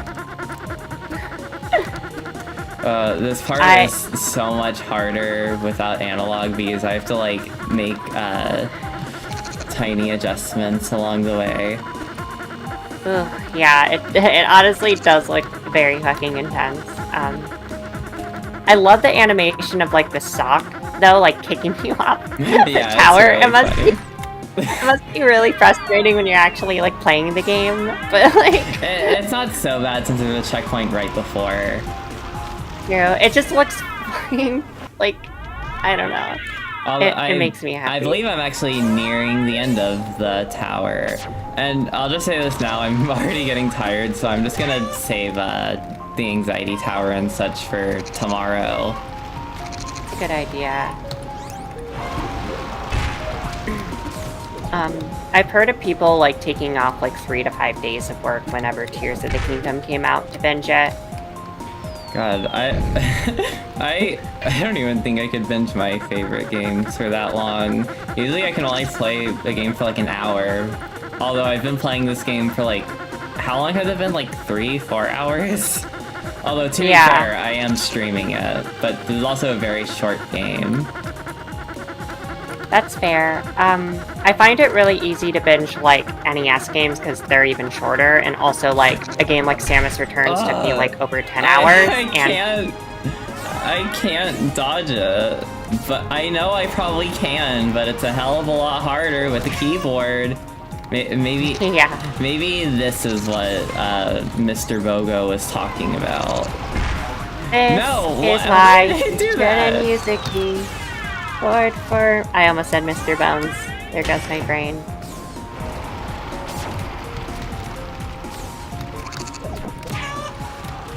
But don't you see, Reese? This is why.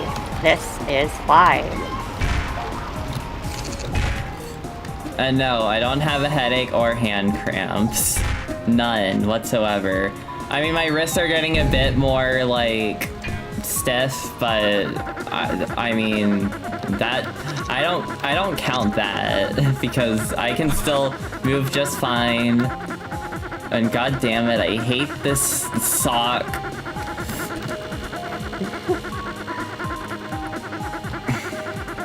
I like to imagine that's the one sock that people can't find, and it ended up taking a life of its own. That would be that sock. Where's my socks? I thought it was here, under the bench, but it disappeared. I got no idea where it disappeared to. I'm running late. I can't be late. Really, Reese? A Mitski reference in a Corn Kidz stream? Well, yeah, who doesn't love Mitski? That's true. I do love Mitski. It was, you know what? Hurley was a really odd release for Mitski, but I feel like it's underrated. It's not what I expected or necessarily wanted, but okay, you know. Okay, I had some distance between me and the sock, so I might have got it. I have. Wait. No! Why did I do that?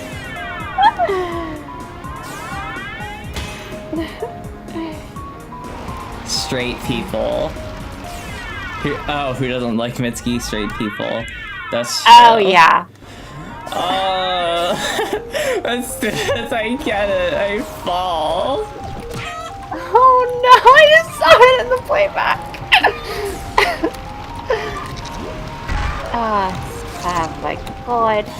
Bogo better be proud of me once I finish this. Or maybe he'll be disappointed in me for playing with the keyboard against his wishes. But I think if I can play through this entire fucking game with a keyboard, that should prove that I'm the #1 cornhole. True. And also, did you see what happened to me? I can't even imagine how much more anxiety-inducing the anxiety tower is gonna be, to be honest. It's going to be the peak of anxiety.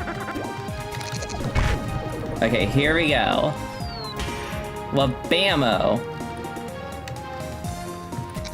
Who's this Bogo character? Bogo is the one who created this game. Almost there! Wall springs work just as if you were using a spring bead. Headbutt after using to go further. But yeah, Bogo, they're known as Bogo, but they're known as Bogo Soft in the game. It's just like, they seem to go by Bogo, like, more casually.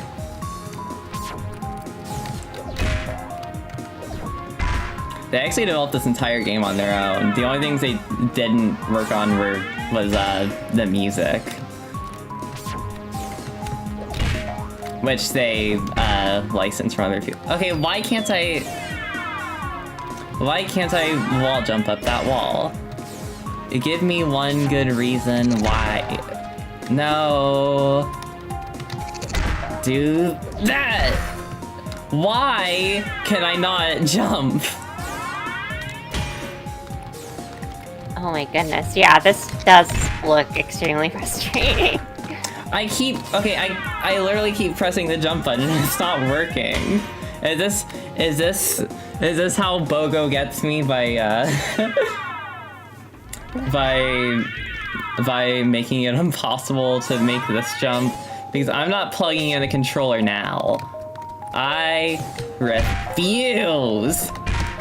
There we go, finally. I guess I just had to game over and then the game let me. And I shouldn't be dealing with any input lag because my keyboard is plugged straight into my computer.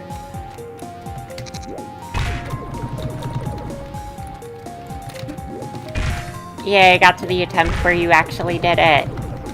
Hooray!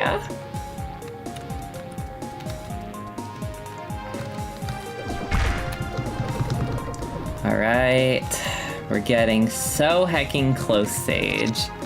Of course, I probably shouldn't try jinxing it. It's just a statement of fact. 2 hours later. No. Don't jinx it, Sage. I'm really good at doing that. When I used to work at a grocery store, I'm like, wow, things are really slow today. And then 20 minutes later, things would pick up way too much. I always hated that.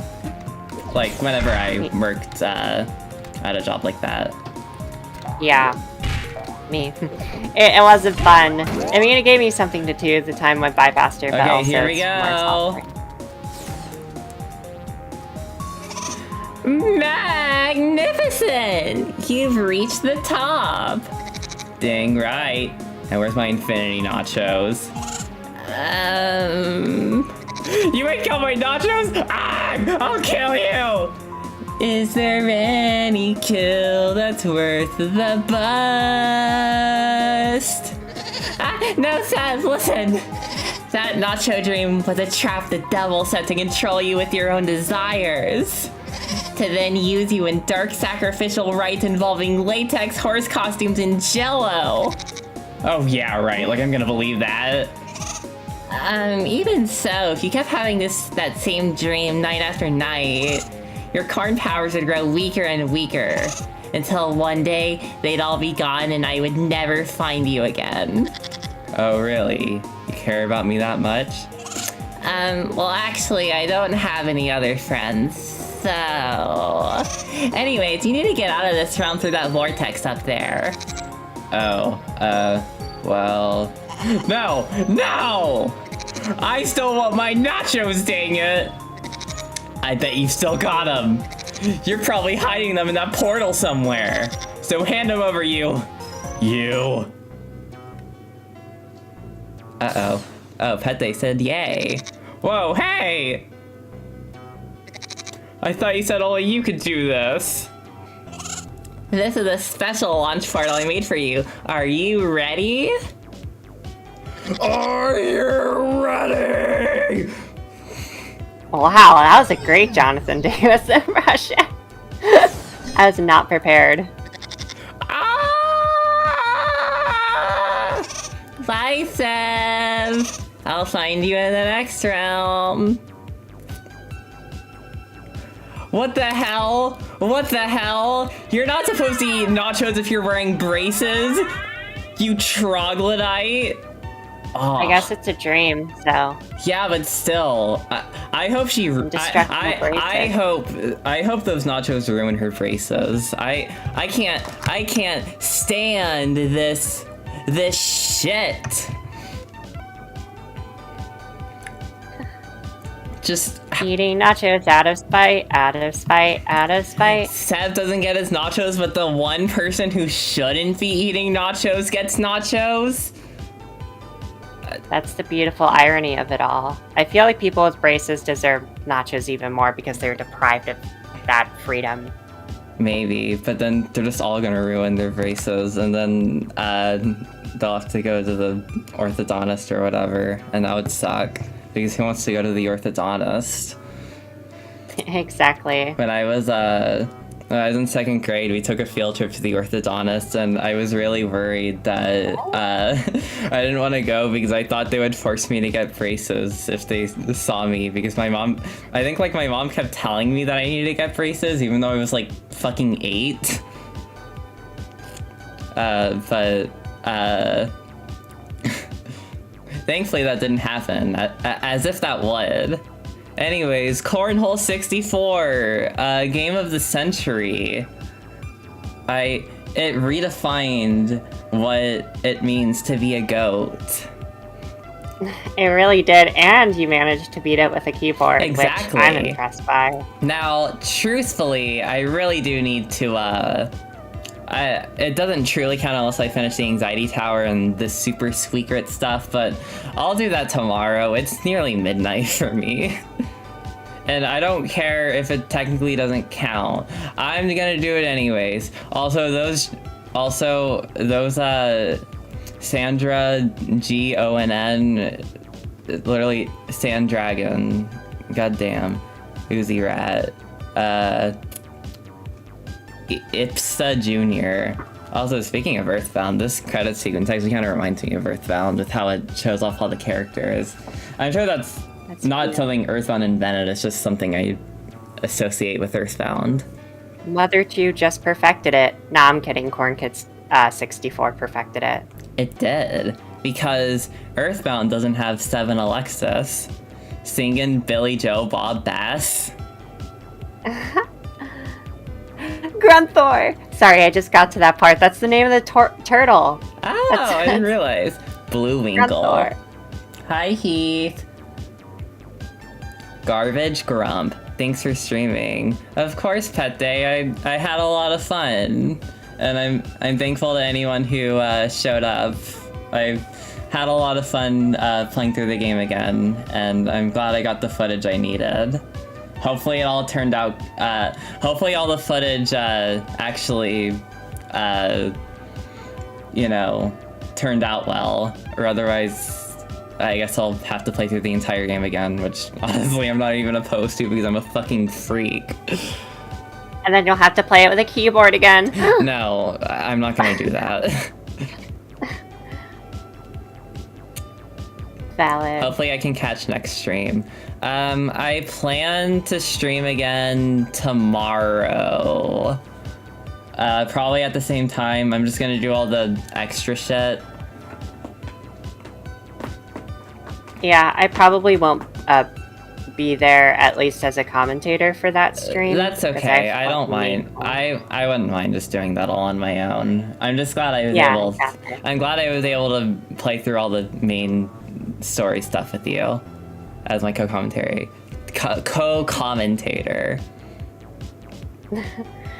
Yeah, I'm happy you asked me to join. I had a very fun time, stumbling over my words and being goofy. Oh my god, same. The end. Or is it? I think we have one more person to thank. I'll be at Magic Night and then I'm streaming later tomorrow. In honor of the Kedums 2002 to 2022. I could also possibly just stream Saturday. I wouldn't mind doing that as well. Anyways, Cornhole 64, game of the century. And I didn't get any hand cramps or a headache, so take that, Bogosoft.